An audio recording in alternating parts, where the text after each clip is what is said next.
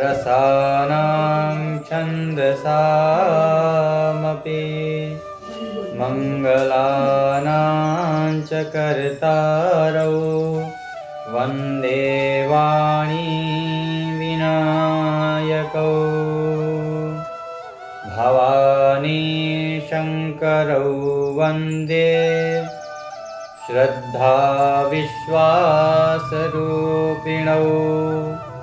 याभ्यां विना न पश्यन्ति सिद्धाः स्वान्तस्थमीश्वरम् गुरुर्ब्रह्मा गुरुर्विष्णु गुरुर्देव महेश्वर गुरुः साक्षात् परब्रह्म तस्मै श्री गुरवे नमः। अखण्डमण्डलाकारं व्याप्तं येन चराचरं तत्पदं दर्शितं येन तस्मै श्री गुरवे नमः। बोलिए सद्गुरुदेव भगवान की जय। कर्पूरगौरं करुणावतारं संसारसारं भुजगेन्द्रहारं सदा वसन्तं हृदयारविन्दे भवं भवानी सहितं नमामि। त्वमेव माता च पिता त्वमेव बन्धु च सखा त्वमेव विद्या द्रविडं त्वमेव सर्वं मम देवदेव। बोले भूत भावन भगवान विश्वनाथ की जय। मनोजवं मारुततुल्यवेगं जितेन्द्रियं बुद्धिमतां वरिष्ठं वातात्मजं नरयूथमुख्यं श्रीरामदूतं शरणं प्रपद्ये। बोलिए हनुमान जी महाराज की जय। लोकाभिरामं रणरङ्गधीरं राजीवनेत्रं रघुवंशनाथं कारुण्यरूपं करुणाकरं तं श्रीरामचन्द्रं शरणं प्रपद्ये। श्रीरामचन्द्रं शरणं प्रपद्ये। सच्चिदानन्दरूपाय विश्वोत्पत्त्यादिहेतवे तापत्रयविनाशाय श्रीकृष्णाय वयं नमः।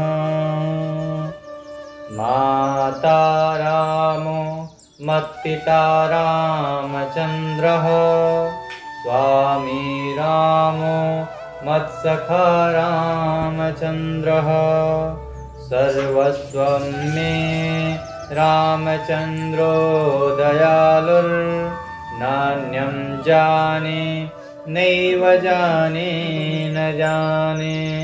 बोलिए सियावर रामचंद्र भगवान की जय। पवन सुत हनुमान की। गंगा मैया की जय। यमुना मैया की जय। गोस्वामी तुलसीदास जी महाराज की जय। ओम परब्रह्म परात्पर ब्रह्म अकारण करुणा वरुणालय भक्तवांछा कल्पतरु तड़िदित पीताम्बरधारी पुराण पुरुषोत्तम मर्यादा पुरुषोत्तम भगवान श्री राघव के चरणों में बारंबार प्रणाम करते हुए श्री भूत भावन भोलेनाथ जी के चरणों में नमन, हनुमान जी महाराज के चरणों में दंडवत प्रणाम, गोस्वामी तुलसीदास जी के चरणों में नमन, जिन्होंने इस जगत के कल्याण के लिए इस मानस की रचना की और हम जैसे पापियों को भी इस पाप से मुक्त होने के लिए एक मार्ग प्रशस्त किया। ये स्वामी जी की कृपा है कि आज हम और आप लोग राम कथा श्रवण कर रहे हैं और राम कथा सबके समझ में आ रहे हैं। नहीं तो प्रभु की इतनी दुस्तर कथा जिसको ऋषि मुनि लोग भी नहीं जान पाते हैं, वो हम लोग कैसे जान पाते हैं। ये उनकी बहुत कृपा है कि हम लोगों को ये कथा समझ में आ रही है। क्यों आ रही है? क्योंकि स्वामी जी ने इसको निज भाषा में, अपने सरल भाषा में इसका प्रसारण किया और जिससे हमें ये समझ में आ। आज कथा के सप्तम दिवस है और सप्तम दिवस में हम लोग प्रवेश करें उससे पहले भगवान राघव जी के 2 बार नाम का स्मरण करते हैं। राम राम राम सीता राम राम राम, बोलो राम राम राम सीता राम राम राम, बोलो राम राम राम सीता राम राम राम, सीता राम राम राम सीता राम राम राम, सीता राम राम राम सीता राम राम राम, बोलो राम राम राम सीता राम राम राम, बोलो राम राम राम सीता राम राम राम। सियावर रामचंद्र भगवान की जय। हम लोगों ने कल के कथा में श्रवण किया, पिताजी की आज्ञा का पालन के लिए प्रभु वन की तरफ प्रस्थान कर रहे हैं और जब अपने पिताजी से आज्ञा लेकर के प्रभु राजमहल से बाहर निकले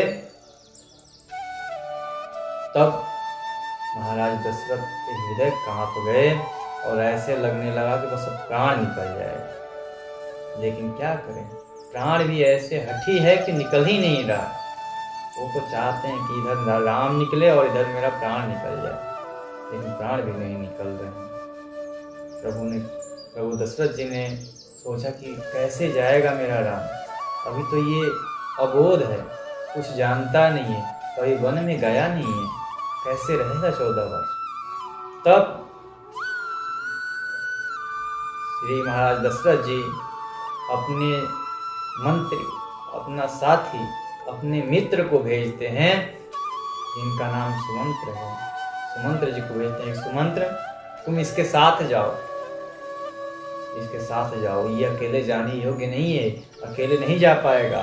तुम जानकार हो, वन को जानते हो, सारे गतिविधियां देखे हो तुम, इसलिए तुम इनके साथ जाओ और इनको 4 दिन में ही घुमा फिरा करके गंगा जी का दर्शन करा करके, गंगा स्नान करवा करके इनको ले आना।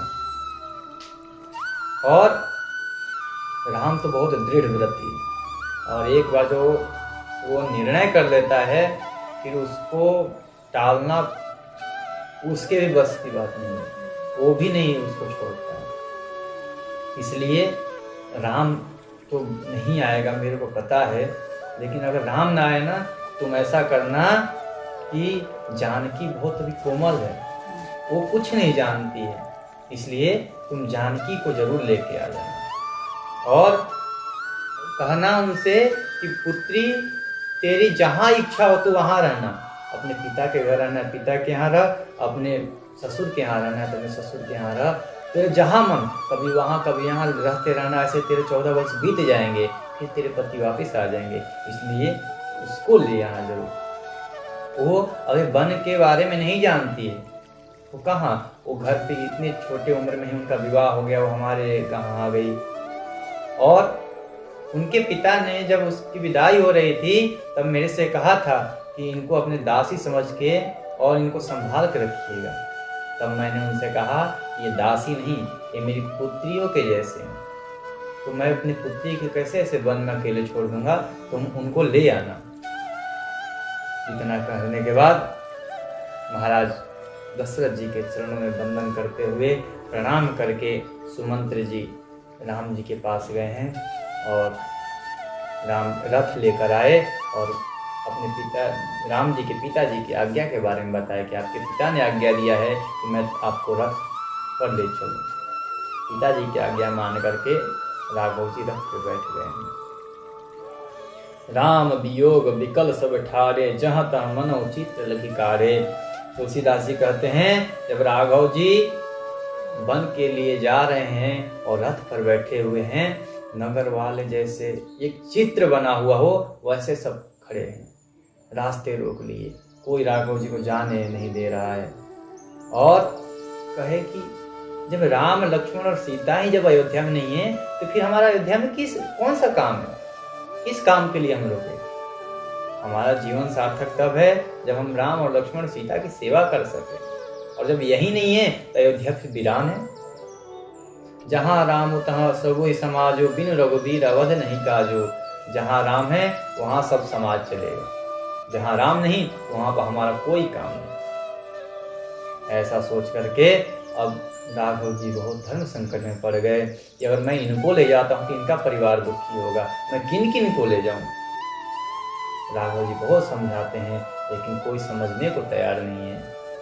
प्रभु आपकी आज्ञा सर आंखों पर, लेकिन ये हम आज्ञा आपका नहीं मानेंगे, हम आपके साथ चलेंगे, जहां आप हो हमारे लिए अयोध्या वहीं है, आप जहां जहां चलोगे हम वहीं पर आपके लिए पर्णकुटी बनाएंगे और सब लोग एक राजधानी के जैसे हम लोग रहेंगे।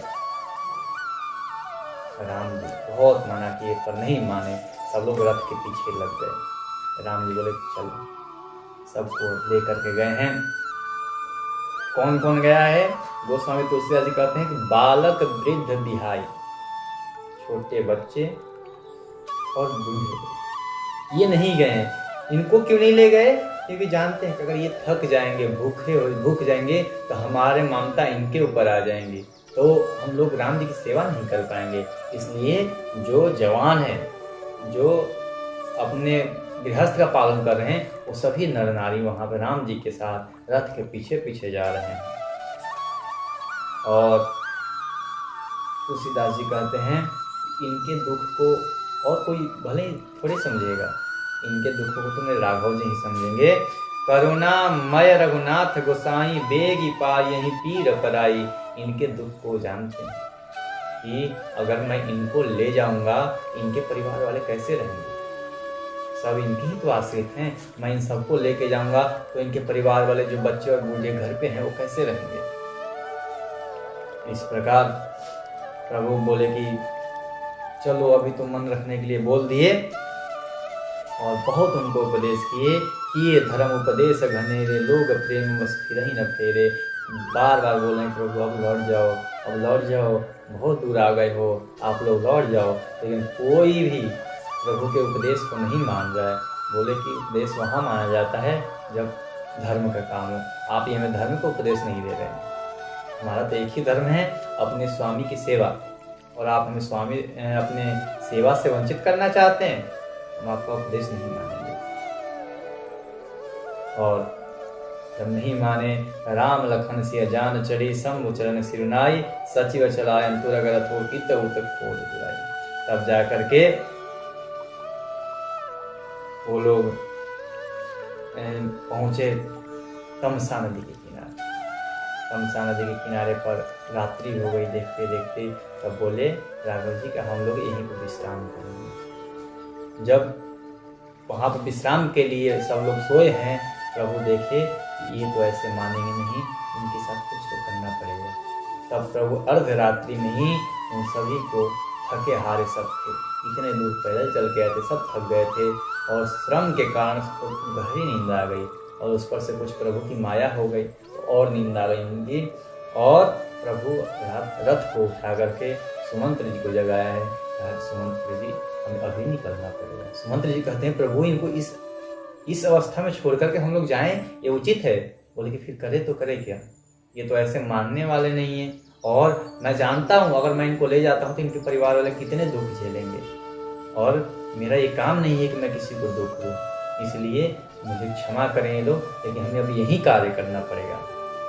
और सुमंत्र जी राम लक्ष्मण और सीता जी को रथ में बैठा करके धीरे धीरे धीरे धीरे रथ को चला कर ले गए हैं, ताकि रथ के पहियों का निशान जमीन पर ना पड़े। ठीक है, अगर पहियों के निशान जमीन पर पड़ गया तो ये सारे अयोध्यावासी उस पहिए के पकड़ के पहुंच जाएंगे, वहां पहुंच जाएंगे जहां राम जी रुकेंगे। उन सबको मिटाते हुए इतना मंद गति से चला रहे हैं सुमंत्र जी कि एक भी निशान नहीं आ रहे वहां पे। जब ऐसा हुआ, जब भोर हो गया, तब सब लोग जगे और देखे कि राम तो है नहीं। जागे सकल लोग भय भोरू, गे रघुनाथ भय अति शोर। पूरे समाज में ये शोर मच गया कि राम जी तो हमें छोड़कर चले गए। सब बहुत दुखित हुए, सब बहुत दुखी हुए और पूरे दिन वहाँ पे इंतजार करते रहे कि राघव कहीं गए होंगे तो आएंगे, हमें लेने आएंगे, हमें लेने आएंगे। जब शाम हो गया तो देखे कि अब राम जी आने वाले नहीं है। सब लोग निराश होकर के आ गए और सब लोग यही कह रहे हैं कि हम ही लोग की कुछ सेवा में कमी हो गई होगी, हम ही लोग प्रभु को रिझा नहीं सके होंगे, तभी तो हमें वो अनाथ छोड़ के चले गए। नहीं तो ऐसे कौन जाता है, कोई भगवान से भक्तों को छोड़ के थोड़ी जाएगा, हमारी सेवा में कोई कमी हो गई होगी। यही विधि करत प्रलाप कलापा, आई अवध फरे परितापा। सब लोग दुखी मन से अयोध्या में आए हैं और राम लक्ष्मण जी और माँ जानकी के साथ सुमंत्र जी रथ को लेकर के दूर गंगा जी के किनारे पहुंच गए हैं, जहाँ पे एक सिंगवेरपुर एक नगर है। प्रभु तुरंत ही सिंगवेरपुर पहुंच गए और गंगा जी का सुंदर तट देख करके राघव जी वहाँ रथ पर से उतरे हैं और माता गंगा जी को प्रणाम करके माता गंगा की महिमा को बताए।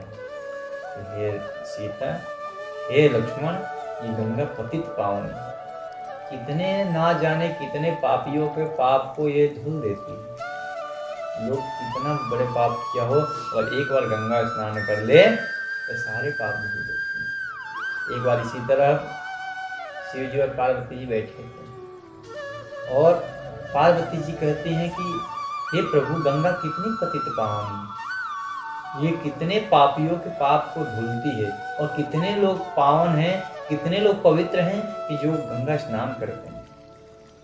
भोलेनाथ जी कहते हैं हे देवी, गंगा तो ऐसे देखने में सब स्नान कर रहे हैं, लेकिन जो वास्तविकता में स्नान कर रहे हैं उसमें से एक ही दो कोई होगा। बोले ऐसे क्यों कर रहे हैं, मैं तो देख रही हूँ कि सब लोग स्नान कर रहे हैं। बोले कि नहीं, आपको विश्वास नहीं तो चलिए मैं आपको दिखाता हूँ।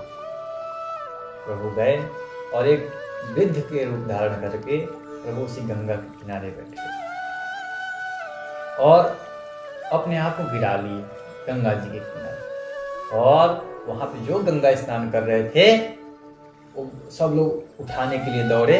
तब पार्वती जी वहीं पर थी। पार्वती जी ने कहा कि मेरे पति में एक गुण है, अगर कोई जीवन पर्यंत जितना जीवन बीत चुका है, अगर जन्म से लेकर अभी तक कोई जो पाप न किया हो वो मेरे पति को छुएगा तो ठीक है, नहीं तो अगर जो पाप किया हो, एक भी पाप किया हो और मेरे पति को छू ले तो जलकर भस्म हो जाए।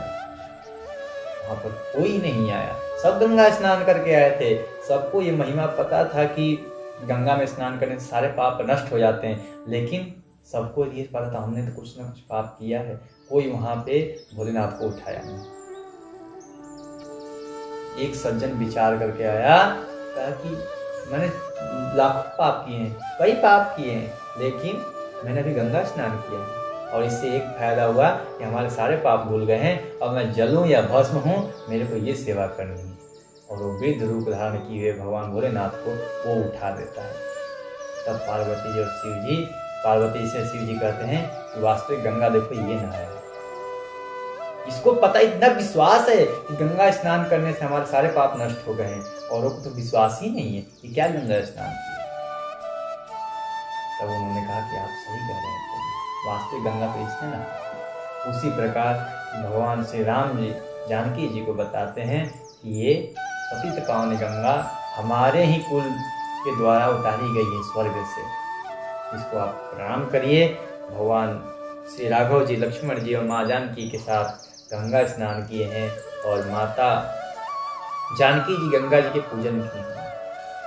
पूजन करके बोली हैं कि हे माता, हम जहाँ जा रहे हैं वहाँ से अगर वापिस आएँ तो वापिस आते समय आपको मैं फिर प्रणाम करूँगी, और आप मुझे एक वरदान दीजिए कि मैं जिस प्रकार से अपने देवर और अपने पति के साथ जा रही हूँ वैसे ही आकर के आपको प्रणाम करूँ।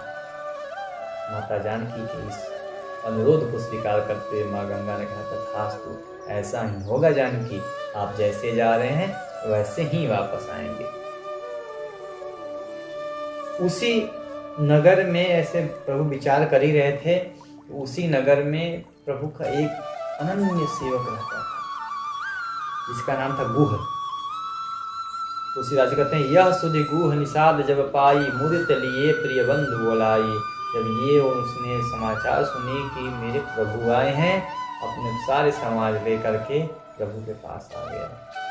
फल फूल इत्यादि जितने हैं सब वन के लोग थे, तो जितने फल फूल हो सकता है सब लोग कुछ न कुछ भेंट प्रभु के लिए ला रहे हैं। प्रभु ने कहा कि मित्र कैसे हो, उनसे कुशल क्षेम पूछा, और सिंगवेरपुर के महाराज गुह ने कहा कि प्रभु आप यहाँ कैसे, आप तो अयोध्या के नरेश बनने वाले, आप यहाँ कैसे। तब रघुनाथ जी ने सब कुछ बताया और अपने पिता के बोले कि मैं पिताजी की आज्ञा के पालन के लिए 14 वर्ष के लिए वन में आया। उन्होंने कहा कि ठीक है, 14 वर्ष का वन ही काटना है ना, कि ये हमारा जो नगर है ये वन में ही आता है, आप हमारे नगर में चलिए। तो राघव जी ने कहा, ये मित्र, हम नगर में नहीं जा सकते, हमें जंगल में ही रहने हैं। ये हमारे जो 14 वर्ष का प्रतिज्ञा है उस प्रतिज्ञा के विरुद्ध है कि मैं नगर में जाऊं, इसलिए मैं नगर में नहीं जा सकता। ये देख करके निषाद की आंखों में आंसू आ गए। वो परमात्मा आज एक नगर में नहीं जा सकता, जो तीनों लोकों के स्वामी है, जो नगरों का कई नगरों को बनाने वाला है, जो संपूर्ण सृष्टि को बनाने वाला है, वो परमात्मा एक नगर में नहीं रह सकता। इस प्रकार उन्होंने कहा कि ठीक है प्रभु, जैसे आपकी इच्छा हो। तब राघव जी वहाँ पे स्नान आदि करके बालुका के रेत से एक शिवलिंग बनाए हैं और वहाँ शिव जी का पूजन किए। यहाँ पे पुराण आता है और वहीं पर एक सुंदर वृक्ष है और उस वृक्ष के नीचे ही निषाद राज ने उषा और पत्तों से बिछौना बना दिए हैं और बिछा करके प्रभु वहीं पे बैठे हैं और मूल फल इत्यादि जो लाए थे वो प्रभु, माँ जानकी, सुमंत्र जी और लखनलाल जी सबने खाया है उसको, और दोना भर भर के प्रभु को दे रहे हैं निषाद राज। और प्रभु भोजन करके फलहार करके और उसी आसन पर सोए हैं। रात्रि के समय हो गए हैं, जब प्रभु सो रहे हैं तब प्रभु की सेवा लक्ष्मण जी कर रहे हैं, पैर दबा रहे हैं, चरण दबाते दबाते कि राम जी की आज्ञा हुई कि प्रभु आप जाओ लक्ष्मण, तो आप शयन करो। ये सुन करके लक्ष्मण जी महाराज श्री राघव जी को प्रणाम करके चल दिए हैं और जा करके कुछ दूर बैठ करके वीरासन धारण करके और हाथ में धनुष बाण लेकर के बैठ गए हैं। निषाद राज ने देखा कि ये ऐसे क्यों कर रहे हैं। तब निषाद राज ने कहा कि हे लाल, आप जाइए, आप सहन करिए, हम लोग हैं ना, हम लोग राघव जी की रक्षा करेंगे। हमारे सारे सैनिक इधर उधर सारी जगह लगे हुए हैं, किसी प्रकार के आप चिंता मत करिए, राघव जी के बारे में कोई नहीं आने वाला है। उन्होंने कहा कि मुझे आपके इस सुविधा पर कोई संशय नहीं है निषाद राज, लेकिन मेरा धर्म है, मेरी माता ने मुझे प्रभु के सेवक बनाकर भेजा है और सेवक का एक कार्य है, अगर प्रभु शयन करे तो हम जा करके उनकी देखभाल ही करें, इसलिए मेरे को ये सेवा मेरे से मत छीनिए। इस प्रकार निषाद राज और लक्ष्मण जी एक साथ बैठे हैं और निषाद राज प्रभु को देख करके ये कह रहे हैं कि कैसे भाग्य है। लोग तो इंसानों के बात करते हैं, यहाँ तो परमात्मा भी देखो अपना कर्म निभा रहे हैं, जिनका राजमहल ऐसा है कि कई स्वर्ग भी उनके सामने फीका है। देवता लोग भी जिनके राज्य में आने के लिए तरसते हैं, वो महाराज आज ये देखिए पत्तों के ऊपर सोए, ऐसा भाग्य है। और जिनके पिता जनक जी जैसे महायोगी और ससुर तो ऐसे हैं जो कि इंद्र के मित्र हैं। महाराज दशरथ इंद्र के मित्र थे, देवराज इंद्र के मित्र, ऐसे की पुत्रवधू और देखो वन में आज पत्तों पे सोई, क्या भाग्य है। भाग्य कोई नहीं जानता। रामचंद्रपति सो वैदेही सोवत मही विधि बामन के। अब कैसे विधाता उल्टा होते हैं। जिनके पति राघव जी हैं वो माता सीता पृथ्वी पे सो रही हैं। सिय रघुवीर की कानन जोगु कर्म प्रधान सत्य कह लोगु। लोग सत्य कहते हैं कि कर्म ही प्रधान है और जो हमने कर्म किया है उसको भोगना ही पड़ेगा, सत्य लोग कहते हैं। क्या सिय और रघुवीर जी क्या वन के योग्य हैं, लेकिन फिर भी वन में आए हैं। निषाद राज जी कहते हैं कि कई नंदनी मंदमती कठिन कुटिल बनु कीन, जहीं रघुनंदन जान की सुख अवसर दुख। ये कई के कुमारी कई ने कितना बड़ा पाप कर दिया, क्या होने वाला था और क्या कर दिया।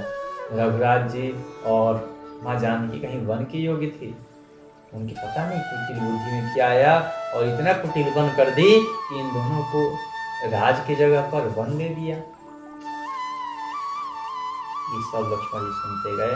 जब ये कहा कि माता कैकेयी को दोष देने लगे निषाद राज, तब लक्ष्मण जी बोले कि हे मित्र, ये किसी का कोई दोष नहीं है। भय विषाद निषाद भारी, राम सीय महि शयन निहारी। राम और सीता जी को इस तरह भूमि पर शयन करते हुए देख करके बहुत दुखी हुए। तो इस प्रकार दुखी होते हुए देख करके लक्ष्मण जी बोले लखन मधुर मृदुबानी, ज्ञान विराग भक्ति रससानी। ऐसे वचन बोले कि काहू किसी को कोई भी दुख और सुख किसी को नहीं दे सकता। काहू न को सुख दुख कर दाता, निज कृत कर्म भोग सब भ्राता।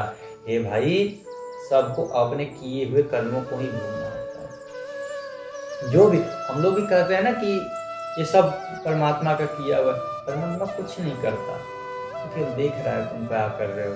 ये जो हमको प्राप्त होते हैं सुख दुख, ये सब हमारे किए कर्म हैं। हमारे 3 कर्म प्रधान प्राप्त होते हैं हमें, प्रारब्ध कर्म, संचित कर्म और क्रियमाण कर्म। जो प्रारब्ध कर्म है वो हमारे संचित कर्मों में से ही आता है। संचित मतलब जो एकत्रित हम लोगों ने कर्म किया, जो आज किया वो भी एकत्रित हो रहा है, वो क्या हो गया संचित कर्म। और संचित कर्म में जो अब जिसका बारी है आने का, जैसे हम भोग रहे हैं अभी सुख भोग रहे हैं, तो वो सुख लाइन में लगा हुआ है, वो आ तो प्रारब्ध कर्म हो गया हमारा। और क्रियमाण कर्म, हमारा क्रियमाण कर्म ही ये दोनों बनते हैं। जो अभी कर्म कर रहे हैं वो क्रियमाण कर्म। संचित और प्रारब्ध तो हमारे हाथों में नहीं है, परंतु क्रियमाण कर्म हमारे हाथ में है। हम अभी अपने कर्म को सुधार सकते हैं। क्रियमाण कर्म हम और अच्छे करेंगे तो हमारा प्रारब्ध भी अच्छा होगा और हमारा संचित कर्म भी अच्छा होगा। तो अभी वही कहते हैं कि ये सब कर्म के हाथ में, जैसा करते हैं वैसा हम लोग भोगते हैं। तो कोई किसी को सुख और कोई किसी को दुख नहीं दे सकता, इसलिए आप शोक न करें। तुलसीदास जी लिखते हैं, जोग वियोग भोग भल मंदा, हित अनहित मध्यम भ्रमबंदा। जन्म मरण जहाँ लगी जग जालू, संपत्ति विपत्ति कर्म अरुकालू। ये सब प्रभु हानि लाभ सुख दुख जीवन मरण जस अपजस, ये सब भाग्य के हाथ में, ये किसी के द्वारा किसी को नहीं दिया जा सकता है।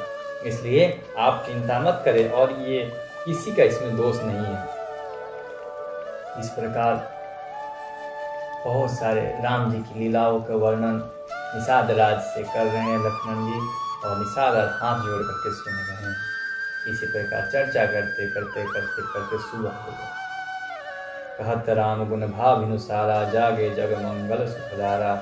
फिर राघव जी जगे, शौच आदि करके प्रभु स्नान आदि करके पवित्र हुए, संध्या वंदन से पवित्र हुए, और वहाँ पर गए बट वृक्ष के दूध मंगवाया, जो उसका दूध करता है ना बट वृक्ष में, वो दूध मंगवाया और उससे अपने बालों को सजाया, बालों को सजा करके उसके जटा बनाई। जटा धारण करके देख करके सुमंत जी के मानो के प्राण निकल जाएंगे।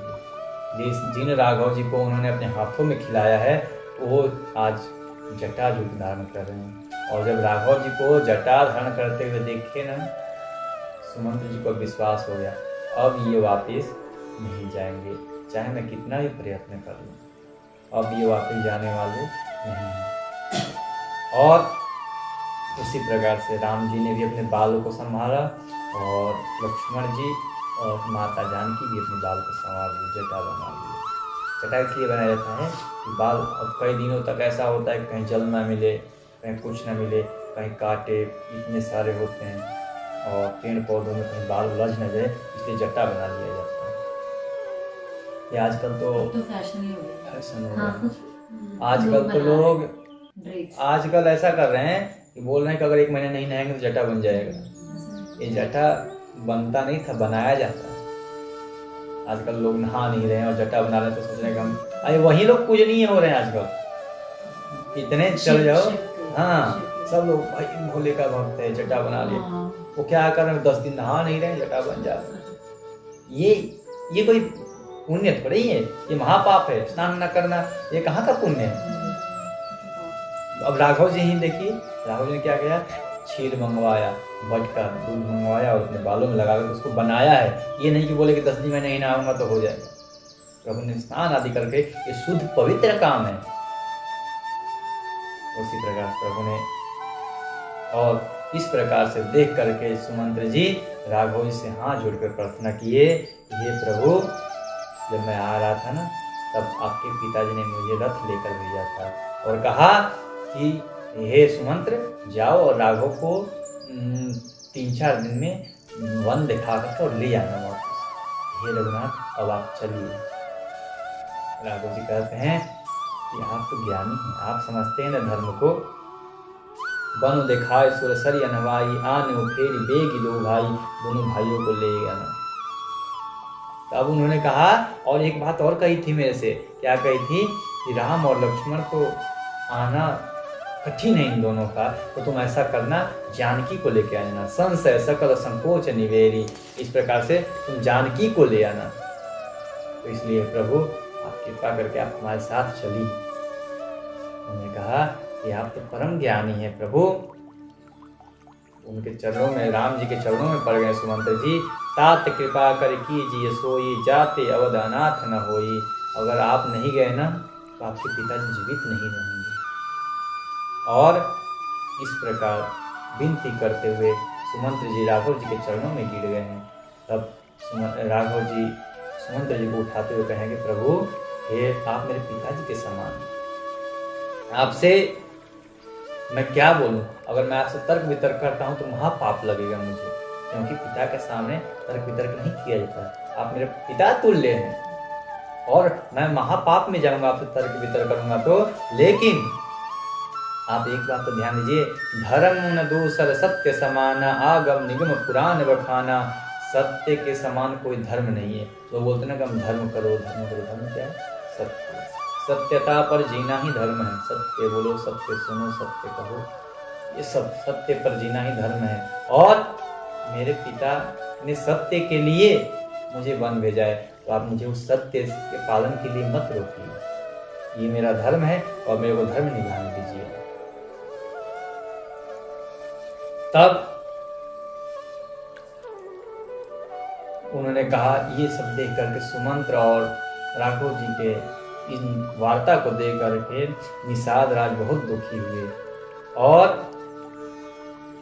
लक्ष्मण जी तब तक जब सुमंत्र जी जाने के लिए राघव जी बोले कि आप चले जाइए और आप वहाँ पिताजी का ध्यान रखिएगा। तब सुमंत्र जी जब जाने के लिए राघव जी ने कहा तो लक्ष्मण जी ने कुछ अनुचित वाणी बोल दी, कुछ अटपटी वाणी बोल दी। तब राघव जी ने हाथ जोड़कर सुमंत्र जी से कहा कि हे तात, ये जो लक्ष्मण जी कह रहे हैं ये बालक बुद्धि है, इनकी बात को महाराज से मत कहना, नहीं तो महाराज जी को बहुत दुख पहुंचेगा। आप उनसे मत कहिएगा, ये तो बच्चा है, बच्चे ने ऐसे अनुचित बात कह दी है।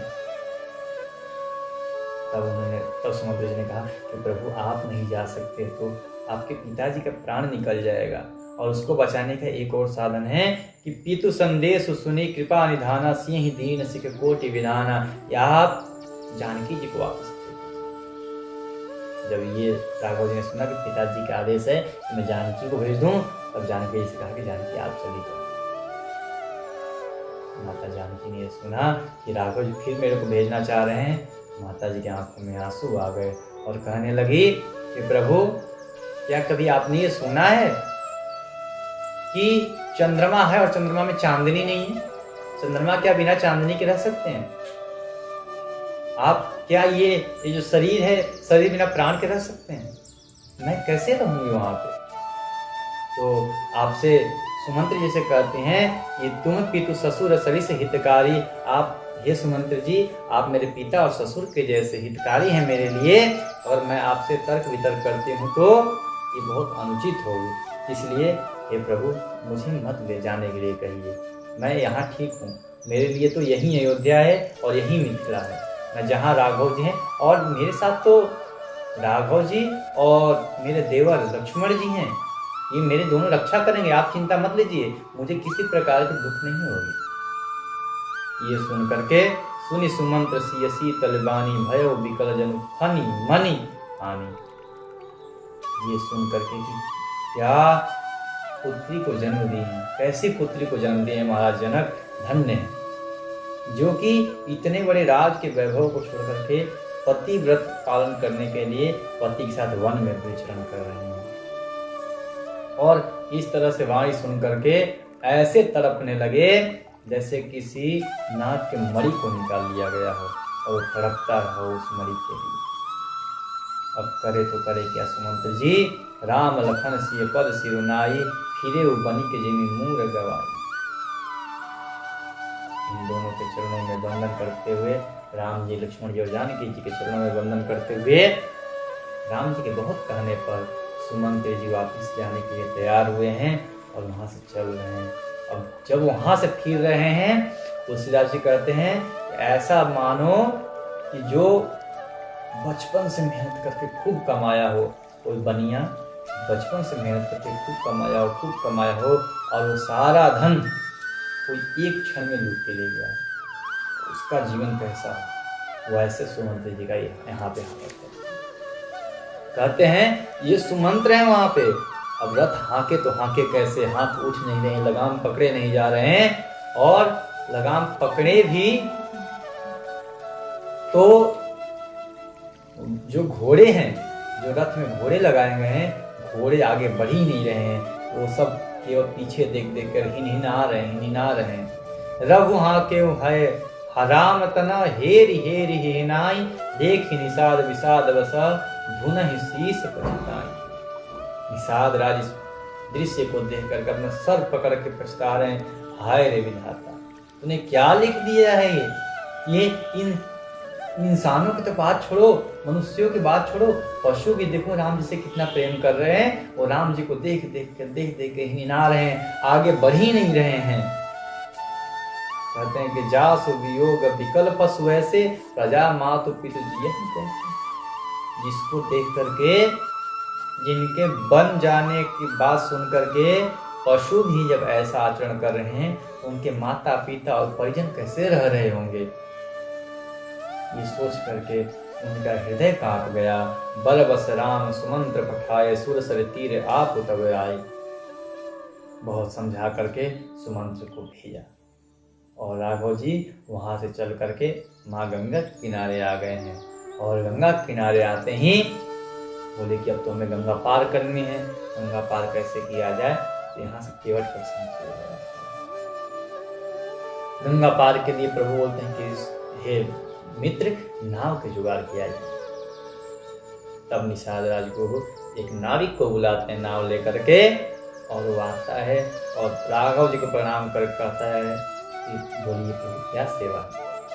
राघव जी कहते हैं कि हे नाविक, हमें गंगा जी के पार जाना है, हमें पार उतार दो। जो नाविक था, जो केवट था, कहता है ना, मैं आपको नहीं उतारूंगा, मैं आपके प्रभुता को जानता हूं, मैं आपके तुम्हारे मर्म को जानता हूं कि तुम कैसे आदमी हो, तुम कैसा हो। और लेकिन मैं जानता हूं, आपने एक बार चरण से एक पत्थर को छुआ था, वो नारी हो गई थी और वो उड़ गई। कहीं आप इसी चरणों से मेरे नाव को छू दोगे और वो नारी बन जाएगी और उड़ जाएगी, तो ये नाव ही तो हमारे सारे परिवार के भरण पोषण के लिए है, इसी से हमारा परिवार चलता है। तो बोले कि तब हम पार कैसे जाएंगे। बोलते हैं, वो बोलता है कि अगर यही प्रतिपालो सब परिवारों, नहीं जानो कछु और कबारो, जो प्रभुपाद अवश्य गा चाहूं, मोहि पद पदुम पखारन। अगर आप जाना चाहते हैं, एक उपाय है। बोले क्या उपाय है बताओ। वो केवट बोलता है कि आप मुझे अपना चरण धुलने के लिए कहिए। ये ऐसा भगत है। राम जी माता जानकी को और लक्ष्मण जी को देख रहे हो ना, ऐसे ऐसे भी भगत हैं जो कह रहे हैं कि आप चरण धुलवाइए, आपको पार नहीं ले जाऊंगा, आप कहो तब चरण धुलूंगा, ऐसे नहीं धुलूंगा, कोई मेरे ऊपर उपकार नहीं कर रहे हो, तुम आए हो तुम्हें गंगा पार जाना है, ऐसे ऐसे भगत हैं। लक्ष्मण बाप प्रभु आपके ऐसे ऐसे भगत हैं। बोले हाँ। बोले कि क्या करें, घर से ही बोहनी खराब हो गई थी। बोले बोहनी आपके घर से खराब हुई कैसे। बोले हाँ। अब बताओ, जब मैं घर से निकल रहा था तब जानकी जी आई मेरे पास कि मैं बन जाऊंगी। मैंने उनसे मना किया मत जाओ, ये मानी नहीं मानी ना। तुमसे मना किया कि तुम मत आओ, तुम माने नहीं माने ना। तो तुम दोनों ही अपने ही लोग नहीं माने तो ये क्या मानेंगे। भाई चलो जो भी तुम्हें करना है कर लो। तब राघव जी मुस्कुरा करके बोले, जिस प्रकार से भी तुम्हारा कल्याण हो वो काम करो। वो कहा, नाविक कहता है, यहाँ पर तुलसीदास जी छंद लिखते हैं कि पद कमल धोई चढ़ाई, नावन नाथ उतराई चहु, मोहि राम राउरियान, दशरथ शपथ सब साची कहूँ। हे रघुनाथ, मैं आपके चरण कमल को धोऊंगा और उसके जल का पान करूंगा। अगर मुझे कुछ नहीं होता है तब आपको पार ले जाऊंगा। मैं सत्य कहता हूँ, मैं महाराज दशरथ की शपथ खा के कहता हूँ। जब इतना लक्ष्मण जी ने सुना कि महाराज मेरे पिताजी का शपथ खा रहा है, लक्ष्मण जी ने तुरंत बाण निकाला, आज इसको समाप्त कर दूंगा, आज मैं इसको मार दूंगा, ये पिताजी का शपथ खा रहे हैं। तब केवट बोला, हे लक्ष्मण जी मार दो, मुझे क्या, मैं तो मर जाऊंगा और आज जैसा मेरे को मृत्यु भी नहीं प्राप्त होगी। कैसे?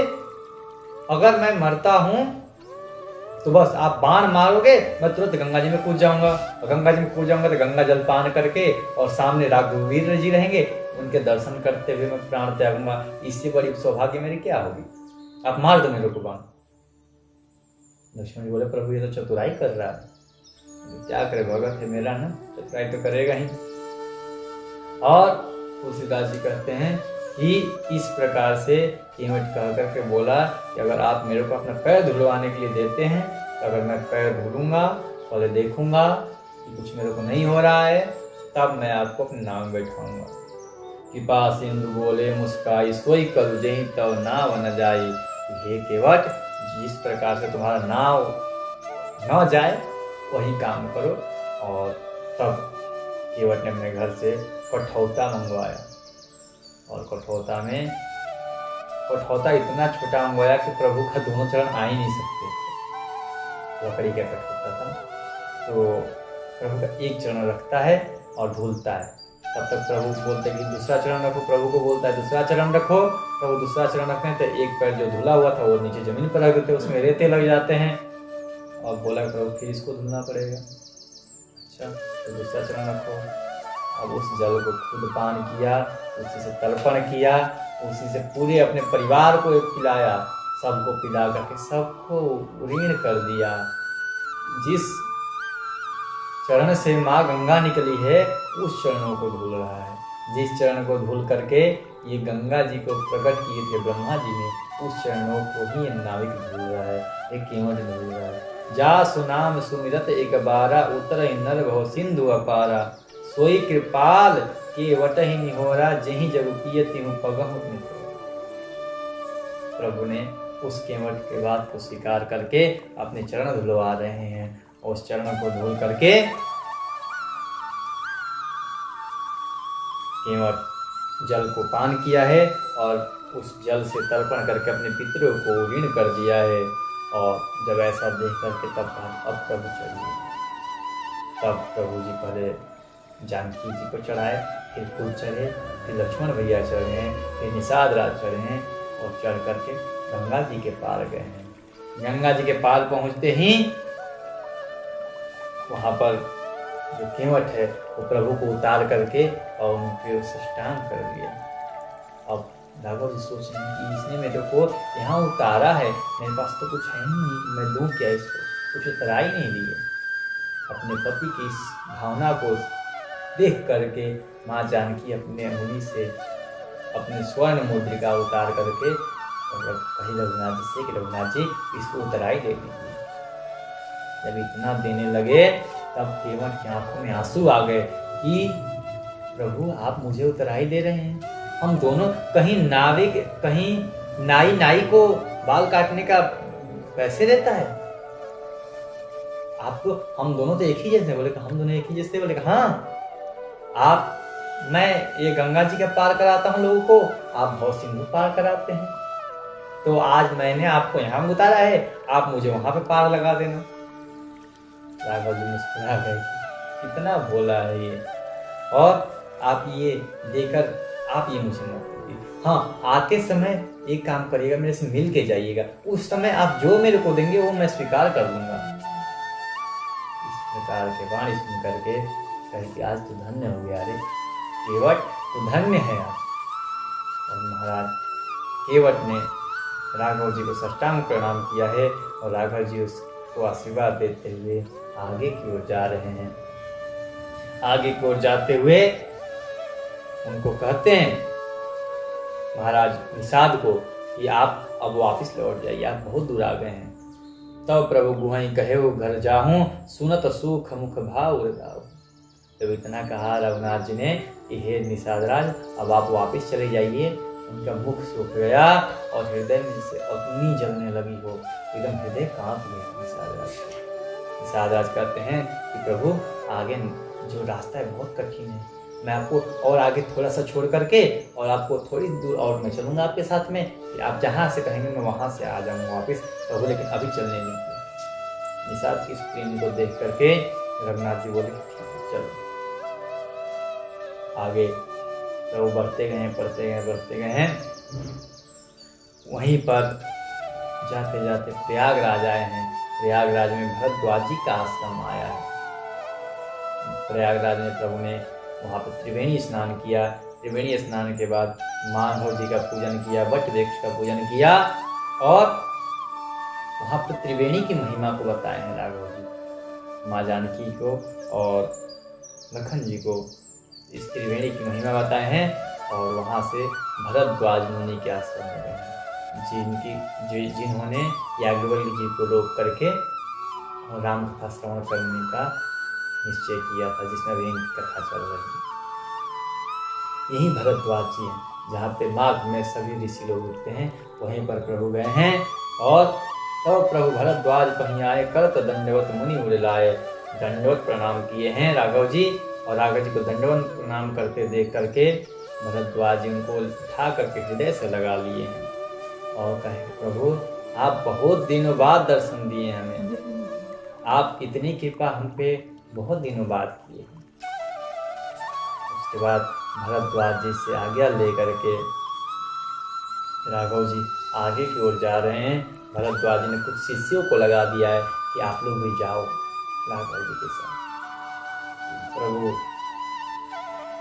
और जब इतना भरद्वाज जी की आज्ञा हुई तो कई 50 शिष्य रघुनाथ जी के पीछे लग गए और सेवा के लिए चल गए। आगे जाते जाते जितने नगर पड़ते हैं सभी नगरवासी रघुनाथ जी के दर्शन पा करके धन्य हो रहे हैं और कहते हैं कि सुनि सविशाल सकल पछताए रान राय किए भर कि जब ये सुनते हैं कि इनके माता पिता ने इन्हें घर से निकाल दिया है तो वे कैसे माता पिता हैं, इतने सुंदर इतने सुशील बच्चों को घर से निकाल दिए हैं। और सोचते सोचते आगे की ओर बढ़ रहे हैं। जब आगे बढ़ते बढ़ते जब नारी वृद्ध और नर नारी जितने सब आते हैं प्रभु के दर्शन करते हैं और सब लोग प्रभु के पीछे लग जाते हैं। ये जहाँ जा रहे हैं चलते हैं इनके साथ, जहाँ तक जाएंगे। आगे करते करते करते करते जाते जाते एक नगर के समीप गए प्रभु। वहाँ पे कुछ गांव की स्त्रियां थी। सीता जी को रोक कर कहने लगी, जब राम जी को प्यास लगी थी तो राम जी पानी जल का पान करने लगे तो सीता जी से पूछने लगी कि कौन है, तुम कौन हो। तब वो बता रही हैं कि ये जो गोरे वर्ण के हैं, गोरे से दिख रहे हैं जो पीछे हैं, वो मेरे देवर हैं और ये जो आगे सांवले हैं ये मेरे स्वामी हैं और इनका नाम लक्ष्मण है और मेरे पति का नाम राघव है। ये सुन करके जानकी जी को बोले कि आप लोग धन्य हैं, आप हमारा सौभाग्य है कि आप लोग हमें दर्शन दिए, ये हमारा सौभाग्य है। लेकिन हमें इस बात के दुख है कि आपके माता पिता कैसे हैं कि जिन्होंने आपको घर से बाहर निकाल दिया। आप लोग क्या वन के योग्य हैं? आप लोगों को घर से बाहर नहीं निकालना चाहिए था, वो लोग फिर भी निकाल दिया आपको। इस प्रकार के वार्ता करते करते प्रभु आगे वन की ओर बढ़ रहे हैं। आगे चल करके अब निषाद राज को बोले, ये मित्र अब आप वापिस चले जाओ, अब आप वापिस चले जाओ, बहुत दूर आ गए हो, आपको भी अपना राजकाज देखना है, आप चले जाओ। प्रभु निषाद राज को वहाँ वापिस कर करके ऐसा लगा निषाद राज को जैसे कि अगर किसी मछली को जल से बाहर निकाल दिया जाए और तड़पती है, वैसे तड़पते हुए निषाद राज वहाँ से वापिस हो गए हैं। और राम लक्ष्मण और सीता जी आगे की तरफ बढ़े हैं। तो सीता जी कहते हैं, उभय बीच सियसो हति कैसे ब्रह्म जीव बीच माया जैसे। दोनों राम जी और लक्ष्मण जी के बीच में सीता जी ऐसे शोभायमान हो रही हैं जैसे ब्रह्म और जीव के बीच में माया चल रही है। ऐसे राम और लक्ष्मण जी आगे की तरफ बढ़ रहे हैं। आगे बढ़ते बढ़ते जब प्रभु आगे पहुंचे तब चित्रकूट आए। चित्रकूट में प्रभु महाराज वाल्मीकि जी का आश्रम है और वाल्मीकि जी के आश्रम में पहुंच करके प्रभु ने उनसे कहा कि प्रभु तुम कहाँ रहे, हमें अब कहीं निवास बताइए जहाँ हम लोग सुखपूर्वक रह सकें। तब ऐसा प्रश्न किया, तब उन्होंने कहा कि सुनहु राम अब कहूँ निकेता, जहाँ बसों सी लखन समेता। अब मैं आपको बताता हूँ कि आप जहाँ रह सकते हो। ये बहुत श्रवण करने की योग्य है, कुछ बातें इसको आप लोग श्रवण करिए। कहते हैं तुलसीदास जी लिखते हैं कि वाल्मीकि जी प्रभु को स्थान देते हैं कि आप कहाँ रहो। कहते हैं, जिनके श्रवण समुद्र समाना, कथा तुम्हारी सुभग सरिनाना, भर ही निरंतर हो ही न पूरे, तिन्ह के ही तुम कहूँ गृह। जिनका कान एक समुद्र के जैसा है, जिनका कान समुद्र के जैसा है और कथा तुम्हारे नदियां हैं, जितने सारी तुम्हारी कथाएं हैं सब नदियां हैं और सारी नदियां उन समुद्र में जाते हैं लेकिन वो कोई भरता नहीं है। यानी कि जो मनुष्य प्रभु की कथा सुन करके ये नहीं कहता कि बस अब हो गया, आप उसके हृदय में जाकर बैठिए और अकेले मत बैठिए, सीता जी और लक्ष्मण जी के साथ जाकर के विराजिए। भरत जी एक स्थान ये देते हैं। अगले स्थान देते हैं कि लोचन चातक जिन करि राखे, रहि दरस जलधर अभिलाखे, निदरहि सरित सिंधु सरभारी, रूप बिंदु जल होहि सुखारी, इनके हृदय सदन सुखदायक, बसों बंधु सिय सह रघुनायक। ये रघुनाथ जी जो चातक के जैसे अपने नेत्रों को आपके चरणों में लगाए हैं, जैसे चातक एक पक्षी होता है। चातक पक्षी कभी कोई जल नहीं पाता। वो जल किसका पीता है? स्वाति नक्षत्र में बरसे हुए जल को ही पान करता है। नहीं तो आप उसको ले जाके समुद्र के पास भी रख दो, गंगा जी के मध्य में भी रख दो, तो उसका जल पान नहीं करेगा। वैसे ही यहाँ स्वाति का उदाहरण देते हुए कहते हैं कि जिस प्रकार स्वाति को केवल स्वाति नक्षत्र का जल चाहिए होते हैं, उसी प्रकार जिनके नेत्र केवल आपके चरणों में लगे हो, भले ही कई सारे सभी प्रकार के उसको दुख आ जाए, फिर भी आपके चरणों को नहीं छोड़ता। आप ऐसे के हृदय में जाकर के लक्ष्मण जी और आप जानकी जी के साथ विराजमान हो जाएंगे। अगला स्थान देते हैं कि जसु तुम्हारे मानस विमल हंसिन जिहा जासु, मुक्ता हल गुण गण चुनई राम बसहु यतासु। जो ये सारे संसार में, इस माया रूपी संसार में केवल तुम्हारे गुणों को चुन लेता है। जैसे जिस प्रकार से हंस क्या करता है कि अगर दूध और जल मिश्रित हो तो उसमें से दूध को पान कर लेता है और जल को छोड़ देता है। हंस मुक्ता मड़ियों को चुन लेता है समुद्र से भी। तो आप वैसे ही उनके हृदय में बसिए जो आपके इस संसार में भी, इस माया रूपी संसार में भी आपके गुणों को चुन चुन करके अपने जीवन में धारण करते हैं। आप उनके हृदय में विराजमान करिए। इस प्रकार से बहुत उनको जो काम, क्रोध और मद, मान, मोह इन सब से छूटा हुआ इंसान हो, इनसे कोई उनका मतलब ना हो, ऐसे इंसानों के हृदय में बैठिए। इस प्रकार से उनको बहुत सारे स्थान दिए और स्थान देने के बाद प्रभु ने कहा कि जैसा आप कहें प्रभु, हम उसी स्थान पर रहेंगे। तब उन्होंने कहा कि अब मैं आपको एक उचित स्थान देता हूँ जहाँ आप सुखपूर्वक रह सकते हैं। बोले कौन सा?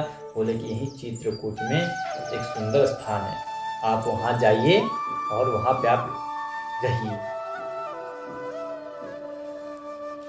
आगे की कथा में चित्रकूट के बारे में भारद्वाज जी बताते हैं और चित्रकूट के बारे में बताने के बाद आगे कथा ले जाते हैं। कहते हैं मैंने वहाँ से वाल्मीकि जी की आज्ञा पा करके राम जी, जानकी जी और लक्ष्मण जी आगे की ओर चले गए हैं और वहीं चित्रकूट में अपना एक वर्णकुटी बना करके वहीं पर निवास कर रहे हैं। उसके बाद तुलसीदास जी आगे कथा करते हैं। अभी तक मैंने राम कथा सुनाई, अब वो सुनिए किस प्रकार से सुमंत्र जी अयोध्या गए। कहूँ राम बन गवन सुहावा, सुनहु सुमंत्र अवध जिमियावा। अब वो कथा सुनिए जिस प्रकार से सुमंत्र जी अयोध्या आए। जब निषाद राज गोहू राम जी को वन में छोड़ करके वापिस आ रहे हैं, गंगा जी किनारे देखे कि सुमंत्र, जहाँ राघव जी ने सुमंत्र जी को छोड़ के गए थे वहीं पर बैठे हैं। शरीर ऐसे ही जीर्ण सा हो गया है, सूखे पत्ते के जैसे सुमंत्र जी पड़े हुए हैं। ये देख करके उनको बहुत व्याकुलता हुई। सुमंत्र जी अभी तक गए नहीं, राघव जी ने तो इनको भेज दिया था। और वहां पर राम राम सिय लखन पुकारी, परे वो धनी तर व्याकुल भारी। राम राम लक्ष्मण सीता ऐसा कह के वो सुमंत्र जी वहीं पर पड़े हैं। और वहीं नहीं पड़े हैं, उनको देख करके जो घोड़े हैं, घोड़े भी क्या करें? देख दक्षिण दिश है ही नाही, जन बिनु पंख बिहग अकुलाई। तुलसीदास जी कहते हैं ये तो सुमंत्र जी थे, वहाँ के जो घोड़े थे, रथ के, वो भी जिस दिशा में रघुनाथ जी गए थे, दक्षिण दिशा में, उसी दिशा की ओर मुख कर करके केवल विलाप कर रहे हैं, आंखों से आंसू बहा रहे हैं।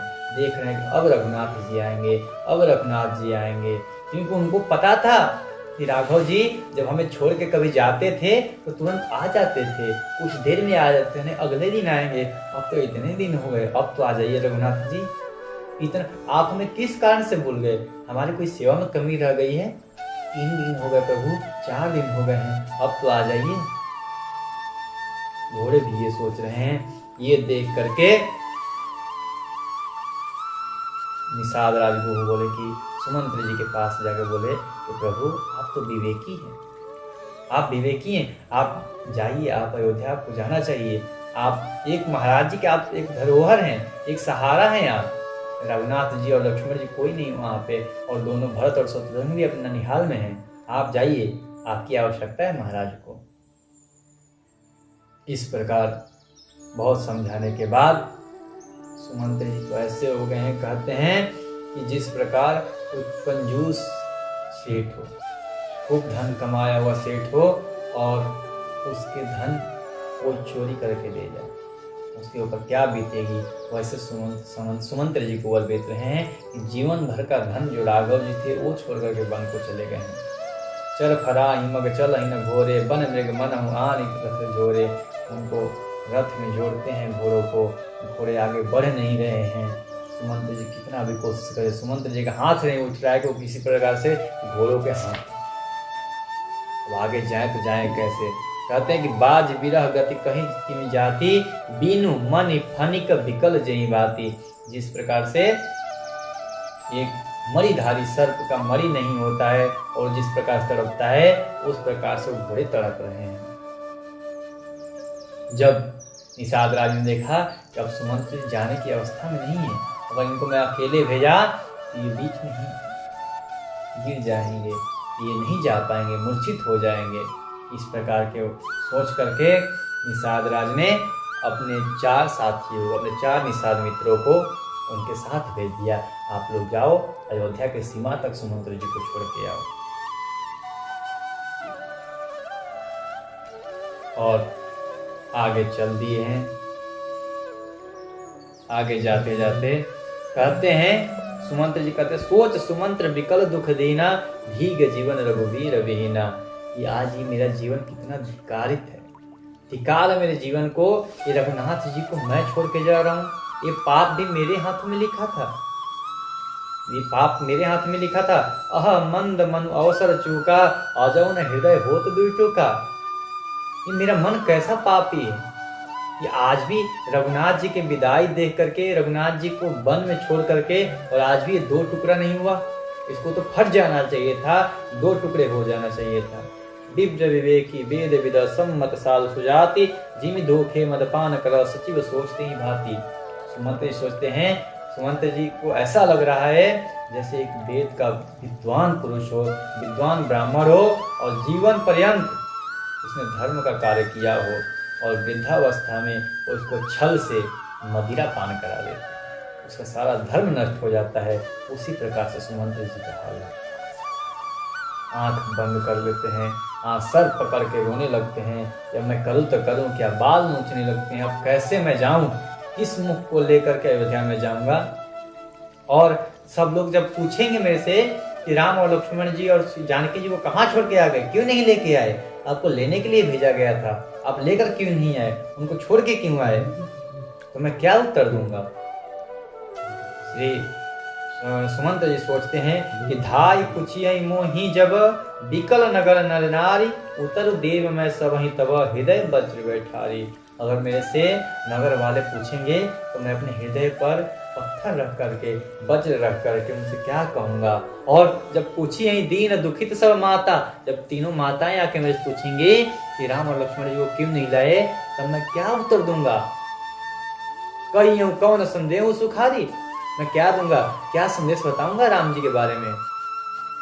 राम जननी जब आई धाई, सुमिरी बच्चु धिमी धेनु लवाई। इस प्रकार से एक गाय अपने बछड़े से वियोग सहती है, और उसका बछड़ा कहीं चला जाए और बछड़े को आए सामने, उस प्रकार से उनकी माता जब दौड़ के आएंगी मेरे पास, तो मैं उनको क्या उत्तर दूंगा, क्या दूंगा। गए बिनु राम लखन वैदेही, मैं राम लक्ष्मण वैदेही को सुख पूर्वक जाकर छोड़ के आ गया वन में, ये बताऊंगा कि सुख पूर्वक मैं उनको छोड़ दिया।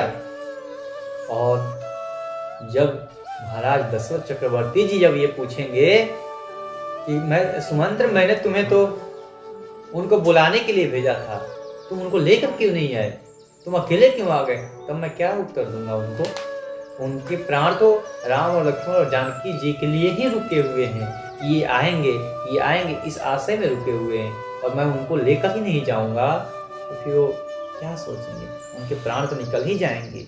अब मैं कैसे जाऊं, मैं नहीं जाऊंगा।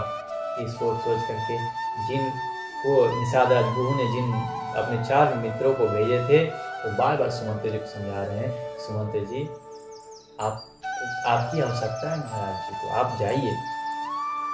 इस प्रकार से सोचते सोचते अयोध्या के निकट आ गए हैं। अयोध्या के निकट छोड़ करके महाराज जो निषाद राज के 4 मित्र थे वो चले गए, और अब सोचने का मैं कैसे जाऊं, कि पूरे दिन ही सोच में बिता दिए हैं, बाहर हैं अयोध्या की सीमा के बाहर। बोले कि मैं दिन में तो ये मुख लेकर जा नहीं सकता। देखिए सायंकाल हो गए हैं, तब धीरे धीरे महाराज गए हैं और राजमहल के आगे रथ खड़ी कर करके सीधा गए हैं। जब रानियों ने देखा सुमंत्र आए हैं, सब दौड़े आ गए। माता कौशल्या, माता सुमित्रा दौड़ी आई हैं, कहाँ है रघुनाथ? सुमंत्र जी कुछ उत्तर नहीं दे रहे हैं।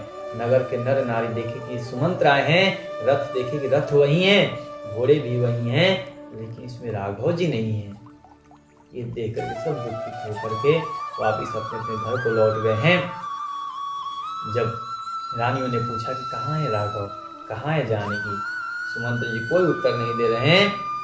जाय सुमंत्र दीख कस राजा, अम ये रहित जनुचंद विराजा।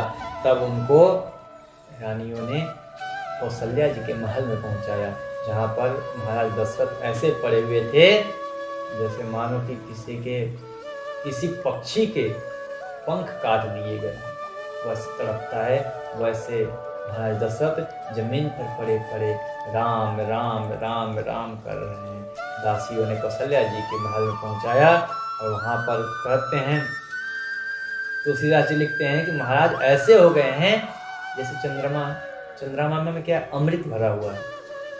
चंद्रमा में अमृत भरा हुआ है, और उस चंद्रमा को पकड़ करके कोई निचोड़ दे, उसका सारा अमृत निकाल दे, उस चंद्रमा में कोई महत्व नहीं रह जाएगा, वो तड़पता ही रह जाएगा, क्योंकि उसका गुण ही है अमृत। वैसे ही राघव जी के पिताजी महाराज चक्रवर्ती जी हैं, ऐसे ही तड़प रहे हैं।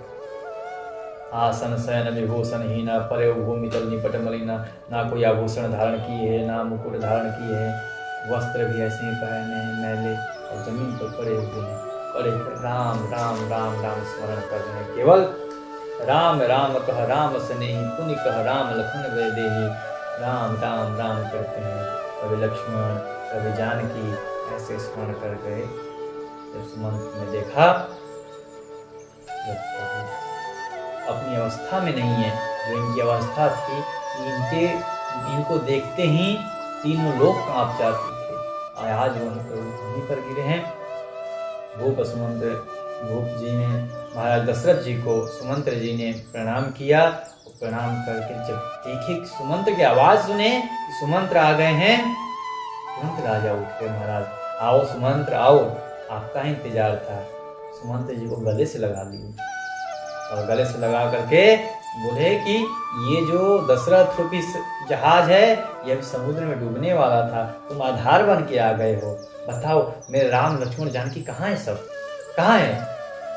राम कुशल कहो सखा स्नेही, कहाँ रघुनाथ लखन वैदेही। मेरे राम लक्ष्मण सब कुशल से तो है ना, कहाँ है?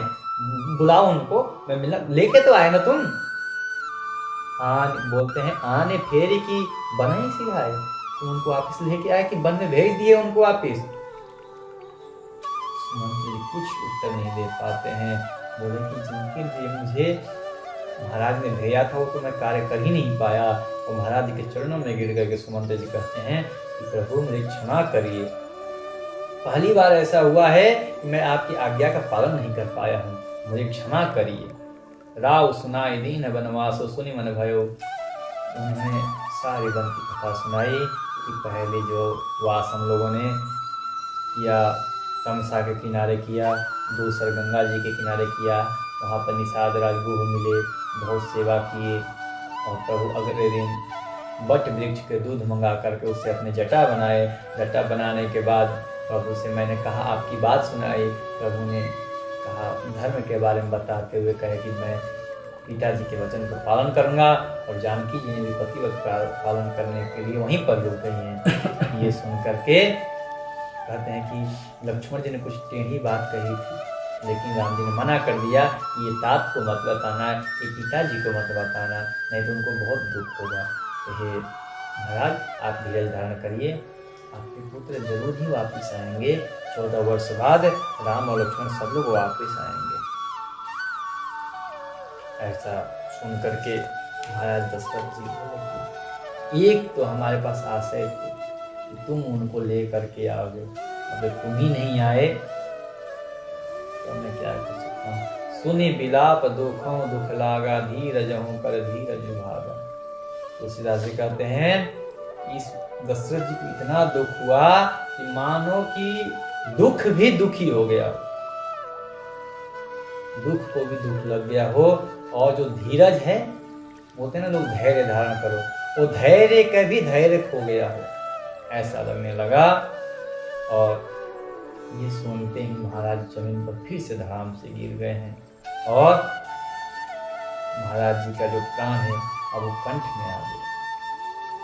और इसी प्रकार कहते हैं, तुलसीदास जी वर्णन करते हैं कि महाराज का सारा शरीर शिथिल हो गया है, और महाराज जी का शरीर काम नहीं कर रहा है, केवल मुख से एक ही वचन आ रहे हैं, राम राम राम।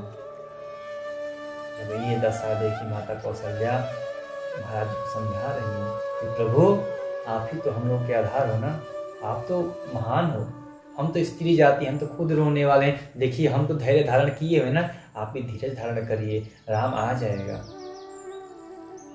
आप तो हम लोग के कर्णधार हो, तुम अयोध्या रूपी ये नौका, अभी समुद्र में हमारी अयोध्या रूपी नौका डूबने वाली है, आप इसके खेवनहार हो, अगर आप ही आश्रय छोड़ दोगे इस तूफान में, आप ही हम लोग के इस यान को छोड़ दोगे, फिर इस यान को कौन आगे बढ़ाएगा, कौन हमें पार उतारेगा। आप धीरज धारण करिए। जो जिय धरिय विनय प्रिय मोरी, राम लखन सिय मिलहि बहोरी। आप मन में धारण करिए, राम और लक्ष्मण और जानकी फिर वापिस मिलेंगे हम लोगों को। दशरथ जी सुन करके कोई उत्तर नहीं दे रहे हैं, और आंखों से आंसू बह रहे हैं, और केवल मुख से एक ही वचन आ रहे हैं, राम राम राम। जब इतना स्मरण आया तब महाराज जी को पुरानी बातें स्मरण आई, जिन्होंने एक तपस्वी अंधा और अंधे थे, दोनों पति पत्नी को की श्राप इनको स्मरण आई। ये और कौशल्या जी से बताते हैं कि प्रिय वो अंधा अंधी दोनों जो थे उनका श्राप मेरे को आज स्मरण आया।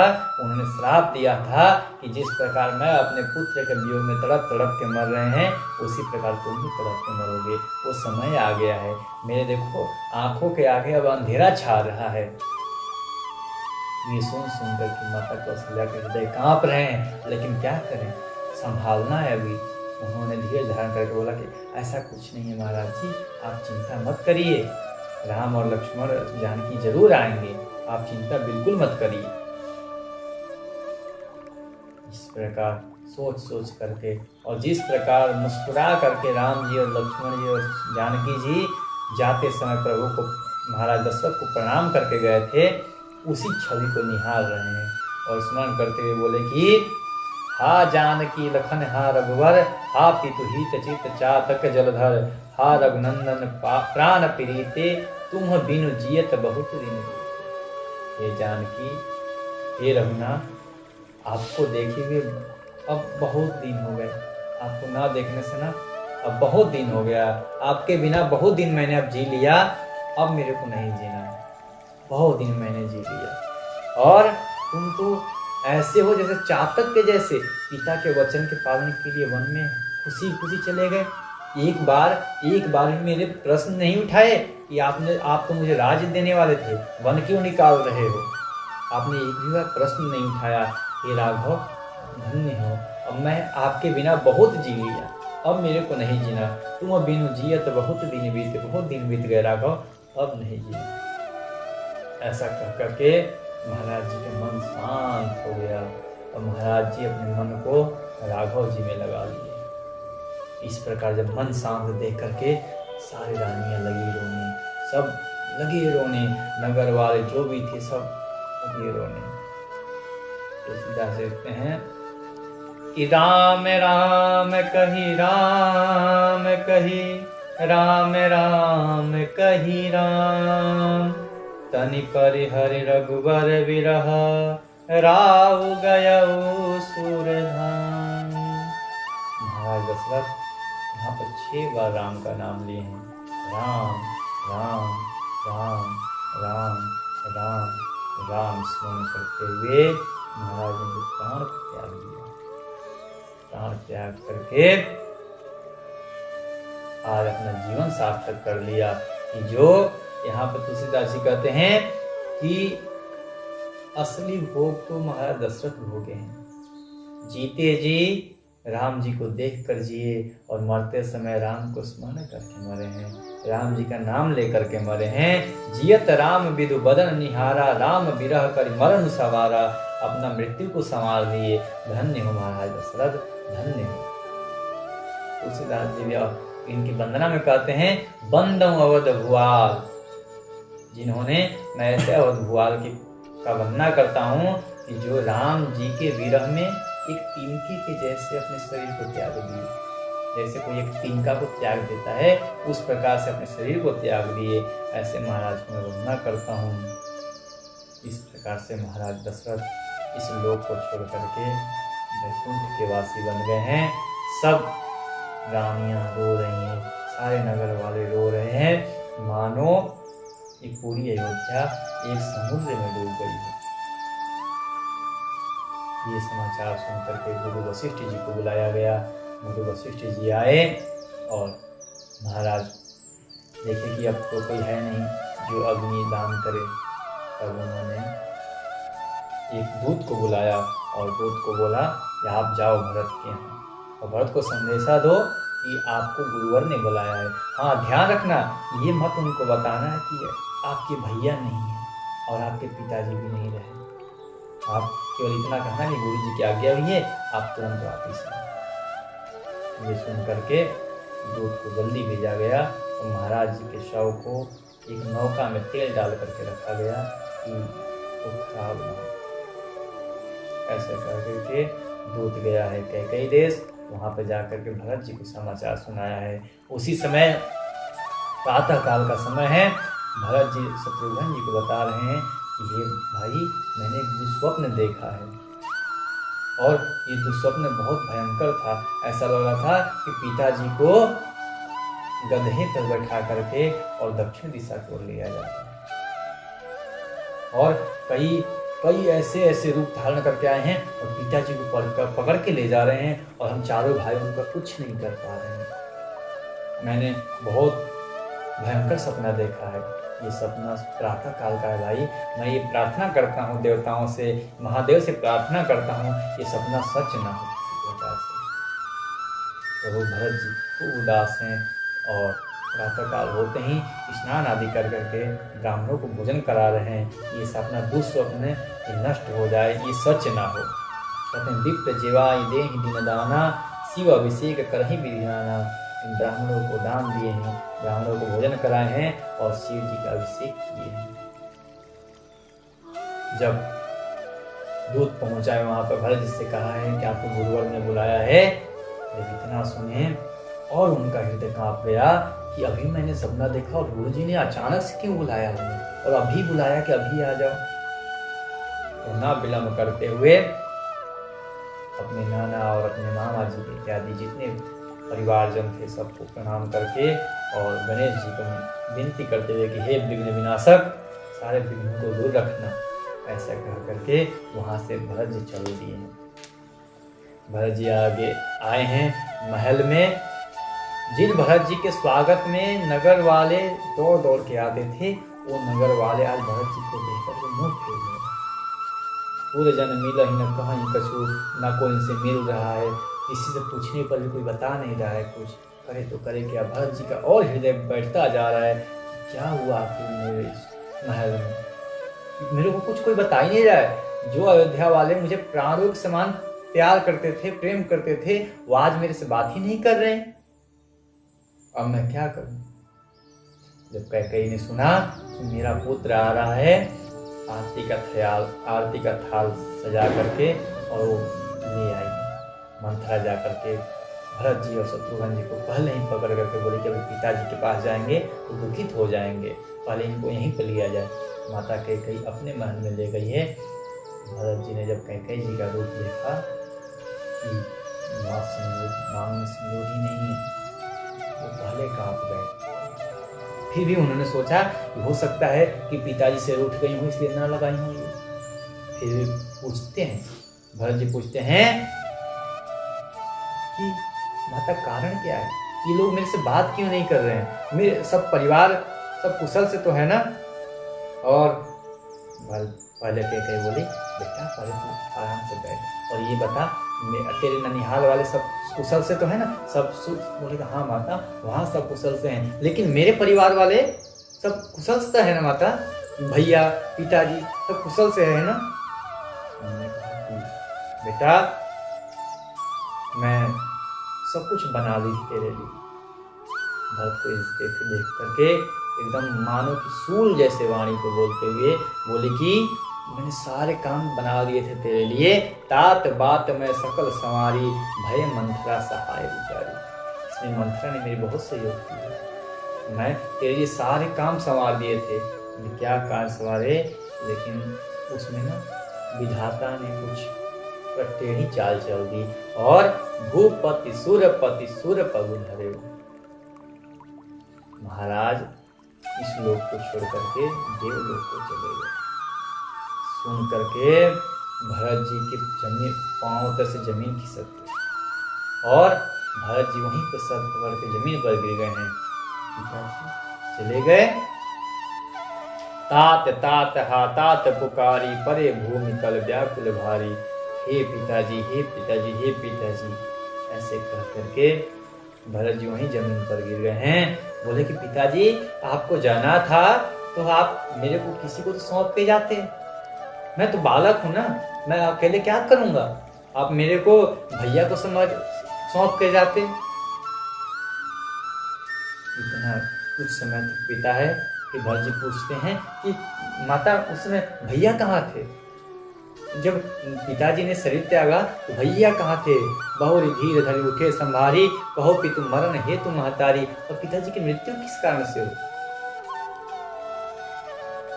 तो ममता बोली ये पुत्र, आपके पिता ने मुझे 2 वचन दिया था और आपके जाने के बाद महाराज ने राम को राजा बनाने का निर्णय लिया और मेरे को अच्छा नहीं लगा, इसलिए मैंने पहले वरदान में तुम्हारा राज तिलक मांग लिया।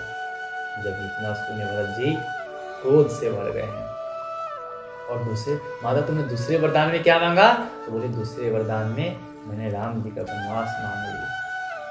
राम जी का वन गमन सुन करके भरत जी का वो छोटा दुख जो पिताजी का मरण का दुख था वो भूल गया और राम जी का ये पीड़ा का दुख याद आ गया।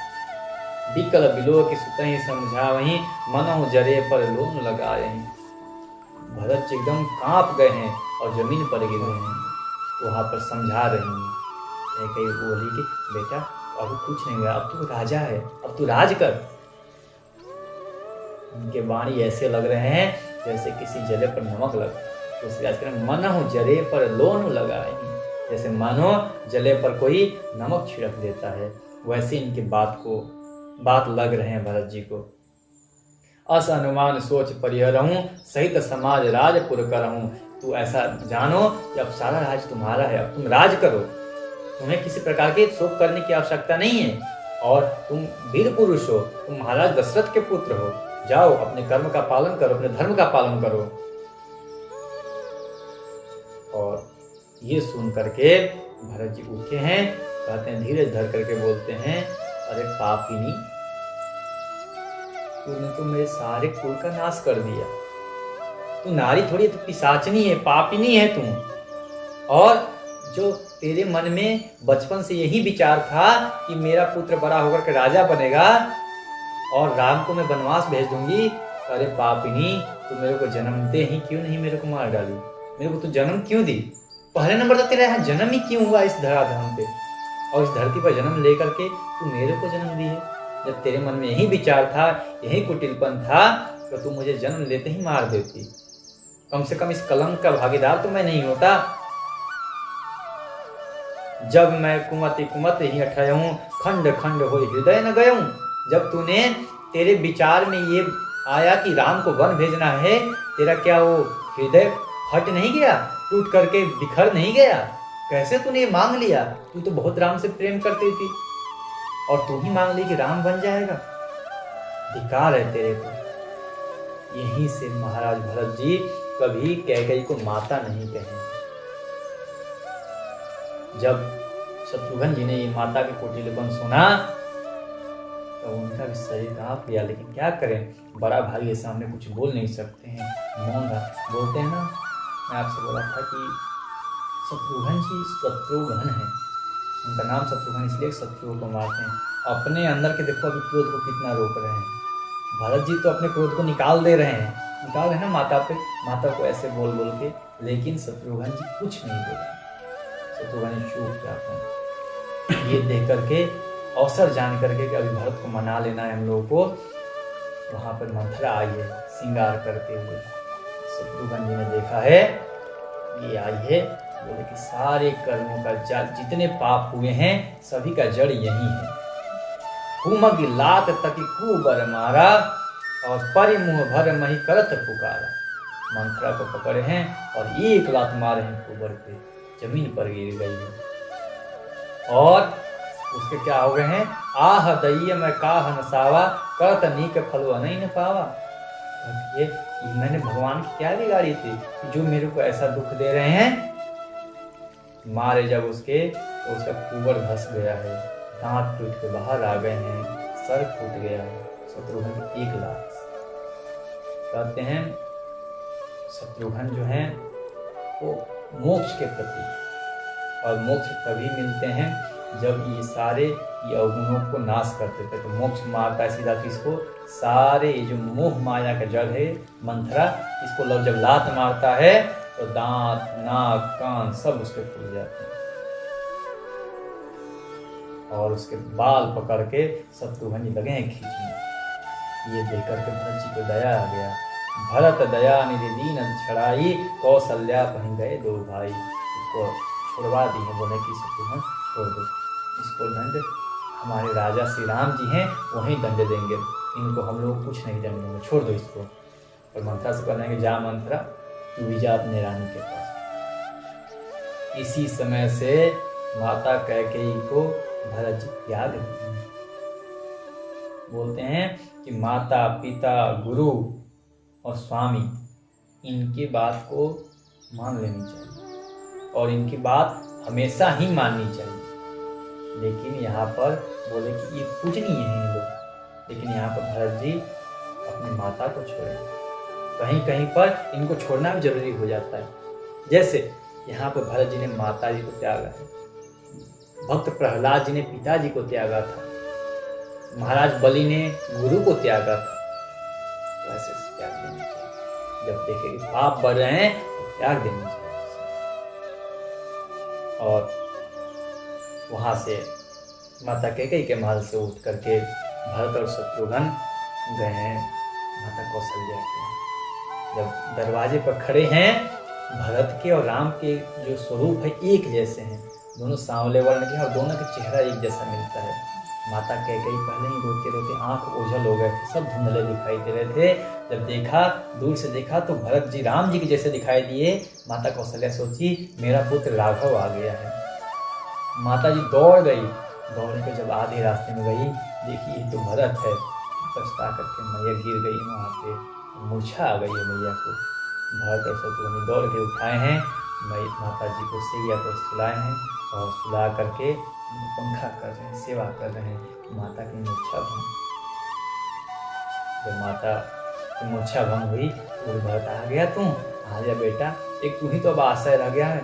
राम तो चला गया, राम देखो अपने लिए, अपने तो चला गया, मेरे को ले नहीं गया। मैं कितने बार बोली कि मुझे भी ले जा। भरत जी रो रहे हैं, रोते जा रहे हैं। भरत जी के मुख से कुछ आवाज नहीं आ रहे हैं। भरत जी कहते हैं कैकेयी से कि माता ये कैसे हो गया। तब बोले कि ये राम जी और जानकी और लक्ष्मण जी कैसे गए। तो उन्होंने कहा कि कैकेयी ने वरदान मांगा राम जी के लिए, और राम जी के साथ सीता भी चली गई। सीता को बहुत मनाया राम ने, सीता मानी नहीं, और लक्ष्मण भी चला गया साथ में। ये तीनों चले गए। ये सुन करके भरत जी कहते हैं कैकई कत जनमी जग माजा, ये माता कैकई जमीन पे इस भूमि पर जन्म ही क्यों ली? इसी के लिए वो राम और लक्ष्मण और जानकी को वन भेज सके, इसलिए क्या जन्म ली थी? इसका तो जन्म ही धिक्कार है यहाँ पे। ये तो हम लोग के कुल के लिए कलंक है और ये मुझे कुलद्रोही बना दी है।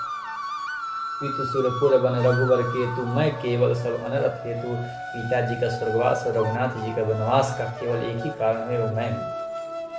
ऐसे मेरे जीवन का अधिकार है। मैं कैकेयी के गर्भ से जन्म लिया, ये सुन करके मेरे को घृणा आ रही है अपने आप से, मैं क्या करूं? और मैं आपको सच बताता हूं माता, ये जो कैकेयी ने किया है, अगर इसमें थोड़ा सा भी हाथ हो मेरी, तो भगवान शंभु जो पापियों को दंड देते हैं वो मेरे को दे। जिस प्रकार से एक वेदवादी ब्राह्मण कुल में जन्म लेकर के भी और मदिरा पान इत्यादि कर दुष्कर्म करने लगता है, उसको जो परमात्मा दंड देते हैं वो मेरे को दे। जो दंड किसी गौ के हत्या करने वाले को मिलता है वो दंड मेरे को दे। गुरु के पत्नी का गमन करने का, गुरु पत्नी के साथ व्यभिचार करने का जो दंड मिलता है वो दंड परमात्मा मेरे को दे। जो दंड ब्राह्मणों के नगर, ब्राह्मणों का घर जलाने पर मिलता है, ब्राह्मणों का घर उजाड़ने पर मिलता है, वो दंड मेरे को दे। बहुत सारे यहाँ पे धर्म की बात करते भरत जी कहते हैं माता इसमें मेरा कोई हाथ नहीं है। माता कौशल्या कहती है अरे तू ये कहेगा तब मैं जानूंगी, मैं जानती हूँ तू राम के कितना प्रिय है, मैं सब जानती हूँ, तू चिंता मत ले। और तू तो भरत का भाई है रे, तो तेरे से ज्यादा प्रेम भरत किसी से नहीं करता है। ऐसा कह करके बहुत प्रकार से समझाए हैं और समझाने के बाद बोले कि अब तू जा और गुरुवर तेरा इंतजार कर रहे हैं। तब वशिष्ठ जी भरत जी को बुलाए हैं और विधि पूर्वक महाराज दशरथ जी का दाह संस्कार भरत जी ने किया है। और भरत जी का दाह संस्कार करने के बाद भरत जी कहते हैं कि भरत जी जाते हैं और भरत जी को बुला करके राज्यसभा में महाराज वशिष्ठ जी कहते हैं कि हे भरत, तुम्हारी माता ने जो राज मांगा है अब राज स्वीकार करो और इस राजकाज को संभालो। तब महाराज भरत जी कहते हैं कि प्रभु आप ऐसी बात कर रहे हैं, आप ऐसी बात कर रहे हैं कि पिता के जाने के बाद और बड़े भैया को वन भेजने के बाद मैं इस राज को भोगूंगा? आप कैसे ये सोच लिए? आप सोच भी कैसे लिए इस बात को? बहुत सारी वार्ता हुई है और वार्ता के बाद भरत ने यह निर्णय किया है कि अब हम राम जी को लेकर आएंगे और राम जी ही हमारे राजा हैं और वहीं आकर के इस राजगद्दी को संभालेंगे। इसी प्रकार से निर्णय करके बहुत समझाने के बाद सभी लोग मान गए हैं और जितने लोग हैं सभी लोग के साथ में माता लोग गई हैं, गुरुवर गए हैं, ब्राह्मण लोग गए हैं, नगरवासी गए हैं, सब लोग सेना लेकर के चित्रकूट की ओर प्रस्थान कर दिया।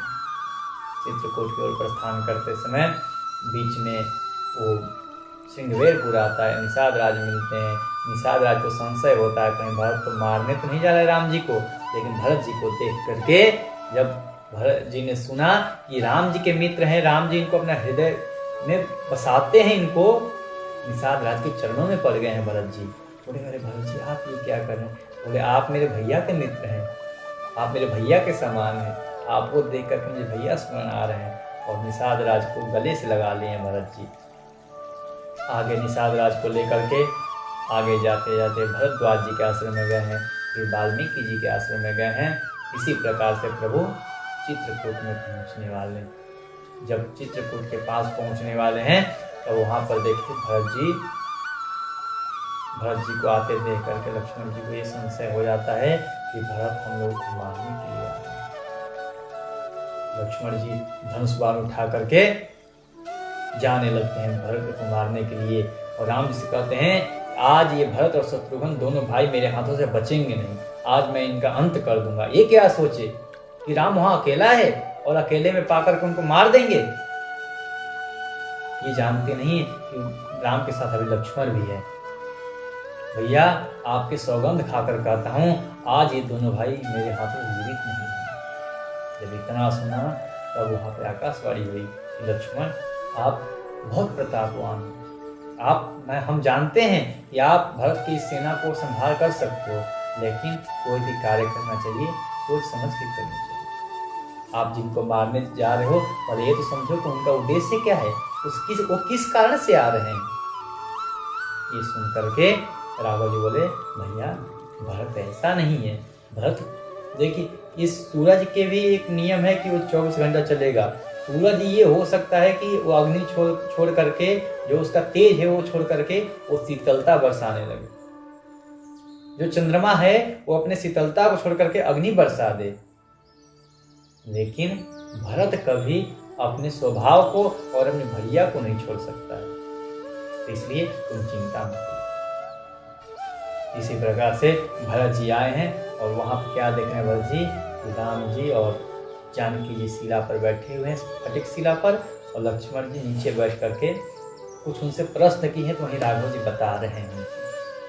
भरत जी आ करके और राघव जी को देख करके जैसे एक डंडे को ऐसे खड़ा किया जाए और छोड़ दिया जाए, कैसे गिरता है धड़ाम से, वो ऐसे ही खड़े होकर के हाथ उठा करके पाही माम करते हुए धड़ाम की जमीन पर गिर गए हैं। ये देख करके सारे नगर वालों के आंखों से आंसू आ गए हैं। नगर वाले ही कह रहे हैं कि भाई हो तो भरत के जैसा। और यहाँ पर विचार करते हुए अब राघव जी बोल रहे हैं कि अब राघव जी वहां से उठे नहीं, भरत जी को देखने के बाद भी वहां से उठे नहीं। तब क्यों नहीं उठे? बोले कि लक्ष्मण अब तुम कहोगे तभी मैं उठूंगा। लक्ष्मण जी ने कहा कि भैया भरत भैया आए हैं। ऐसा कहने से राघव जी उठे हैं और भरत जी को उठा करके गले से लगा लिए हैं।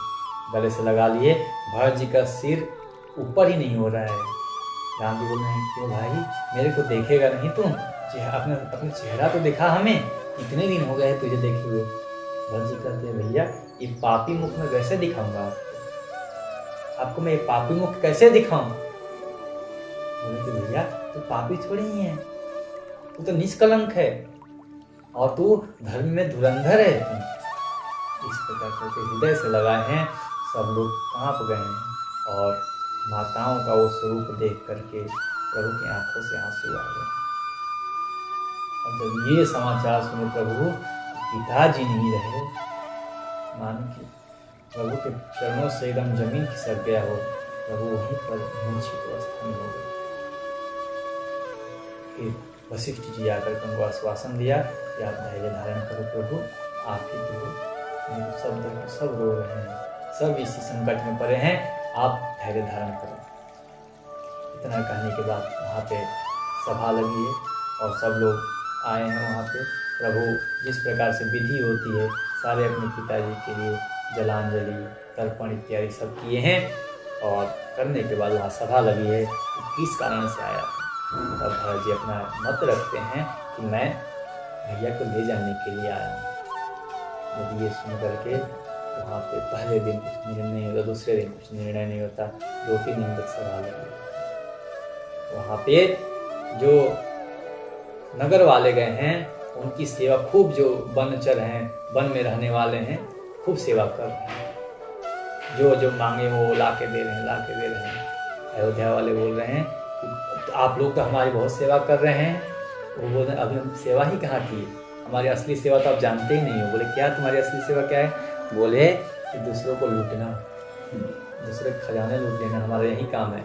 अभी तो हमने आपको लूटा ही नहीं है, तो अभी तो आप स्वच्छ बढ़िया से हैं, आप बढ़िया से भी रहिए।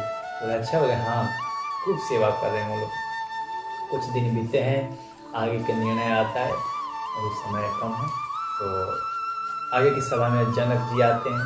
वहीं पर जनक जी पधारते हैं और जनक जी से और वशिष्ठ जी दोनों उस सभा के अध्यक्ष बनते हैं और सभा लगती है, सब निर्णय होता है। भरत जी से कहते हैं वशिष्ठ जी कि तुम्हारे भक्ति के कारण तुम्हारे भैया रिझ गए हैं, आज जो तुम्हें मांगना है मांग लो, जो तुम मांगोगे वो राघव जी दे देंगे। राघव जी कहेंगे भैया मैं सौगंध खा के कहता हूँ, जो तुम मांग लोगे वो मैं तुम्हें दे दूंगा। भरत जी कहते हैं कि भैया अब तो मैं आपको ले ही नहीं जा सकता हूँ, आप तो जा ही नहीं सकते। एक काम करिए, आप पिताजी के यही तो वचन था ना कि एक पुत्र वन में रहे, एक पुत्र राज करे। तो मैं वन में रह जाता हूँ, आप राज करिए, आप जाइए। बोले ऐसा नहीं होता है, धर्म में अदला बुद्धि नहीं होता। वैसे आजकल पूजा में भी तो ऐसा होता है कि मैं नहीं करूँगा तो ये करेगा मेरे बदले में, ऐसा नहीं होता है। ठाकुर जी बोल रहे हैं कि ऐसा नहीं होता है भरत, तो जानता है। भरत जी कहते हैं भैया आपको याद है बचपन में अगर मैं हारने लगता था, जब खेल में हारने लगता था तो आप झूठ बोलकर भी मेरे को जिता देते थे। राम जी कहते हैं भैया तेरे लिए झूठ बोलने के लिए मैं आज भी तैयार हूँ, लेकिन झूठ की बात नहीं है ना भैया, ये पिताजी के वचन की बात है। उन्होंने कहा कि ठीक है, तो आप ऐसा करिए कि आप माता जानकी और लक्ष्मण जी वापस चल जाइए, मैं और शत्रुघ्न वन में रह जाते हैं। तो बोले कि नहीं ऐसा नहीं। तो बोले ठीक है, जब ऐसा नहीं है तो लक्ष्मण को भेज दीजिए और मेरे को अपने साथ रख लीजिए, मैं नहीं जाऊंगा अयोध्या। बोले कि भैया आपके लिए वरदान मांगा गया था, आप ही राज करो, आप जाओ। तब भरत जी ने कहा कि नहीं भैया अब मैं नहीं जाऊंगा, आप बहुत निर्मोही हो। रघुनाथ जी ने कहा भैया चल एक काम करते हैं, जो तू मुझे राज देने आया है ना उसको मैं स्वीकार करता हूँ। इतना सुनकर के भरत जी नाचने लगे, मेरे भैया तुम मेरी बात मान ली। बोले कि चल अब ऐसा करते हैं, तूने राज मेरे को दिया है, ठीक है, अब तू मेरे राज को 14 वर्ष तक संभाल के रख, और मैं 14 वर्ष बाद आऊंगा तो तेरे से वापस ले लूंगा। बोले भैया खुशी भी दी हो तो ऐसी खुशी दी, 14 वर्ष बाद आओगे, आपके बिना हम कैसे जीवित रहेंगे।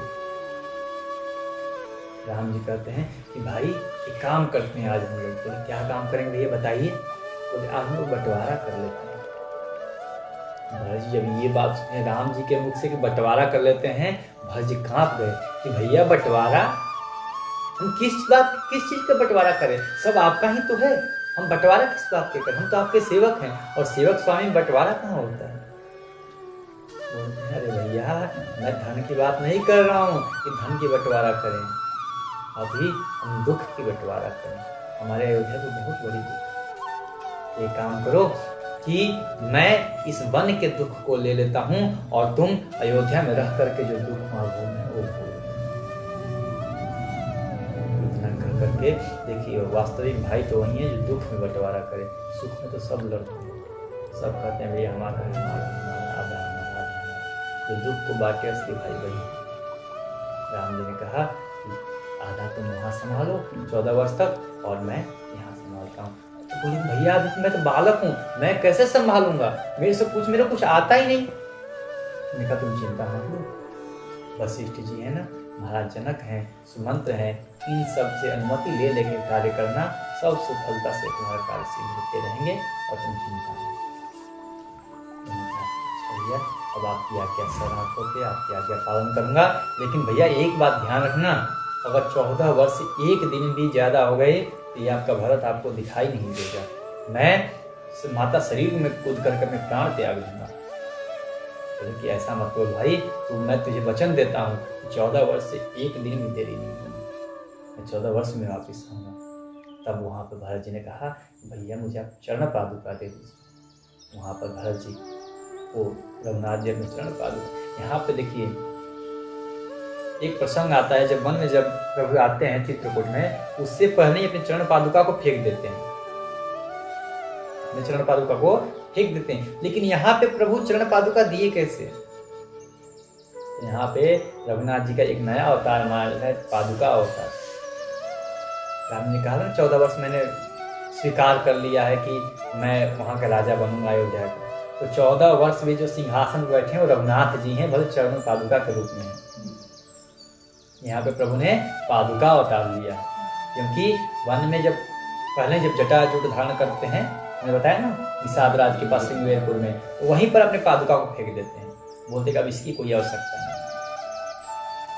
वहां पे प्रभु ने पादुका अवतार लिया है और भरत जी अपने सर पे धारण करके वो सब प्रभु की आज्ञा पा करके वहां से चल दिए और अयोध्या में आकर के वहाँ से दूर माता सरयू के किनारे एक आश्रम बना है, वहाँ पर गड्ढा खोद करके उस गड्ढे के नीचे सोते हैं। बोलते हैं भूमि पुत्र मेरे भैया सोते हैं, मैं सेवक हूँ, मुझे नीचे सोना चाहिए। और गड्ढा खोद करके गड्ढे के अंदर सोते हैं भरत जी, और सिंहासन पर प्रभु के चरण पादुका को रख करके राजकाज करते हैं।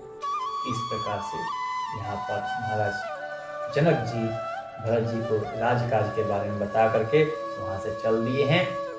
और वशिष्ठ जी भी उनको भली भांति से समझा रहे हैं, राजकाज के बारे में समझा रहे हैं, और प्रभु के अपने गुरुदेव की आज्ञा पा करके भरत जी राजकाज संभाल रहे हैं, और नित्य ही प्रजा के बीच में जाकर के प्रजाओं के दुखों को सुन रहे हैं, सारे कार्य निवारण कर रहे हैं। और इधर रघुनाथ जी चित्रकूट में अपना दिन व्यतीत कर रहे हैं। यहीं पर भगवान तुलसीदास जी अयोध्या कांड की कथा समाप्त करते हैं, और से हम लोग आरण्य कांड में प्रवेश करेंगे। ओम सर्वे भवन्तु सुखिनः, सर्वे सन्तु निरामया, सर्वे भद्राणि पश्यन्तु मा कश्चित् दुःखभाग्। ओम शांति शांति शांति।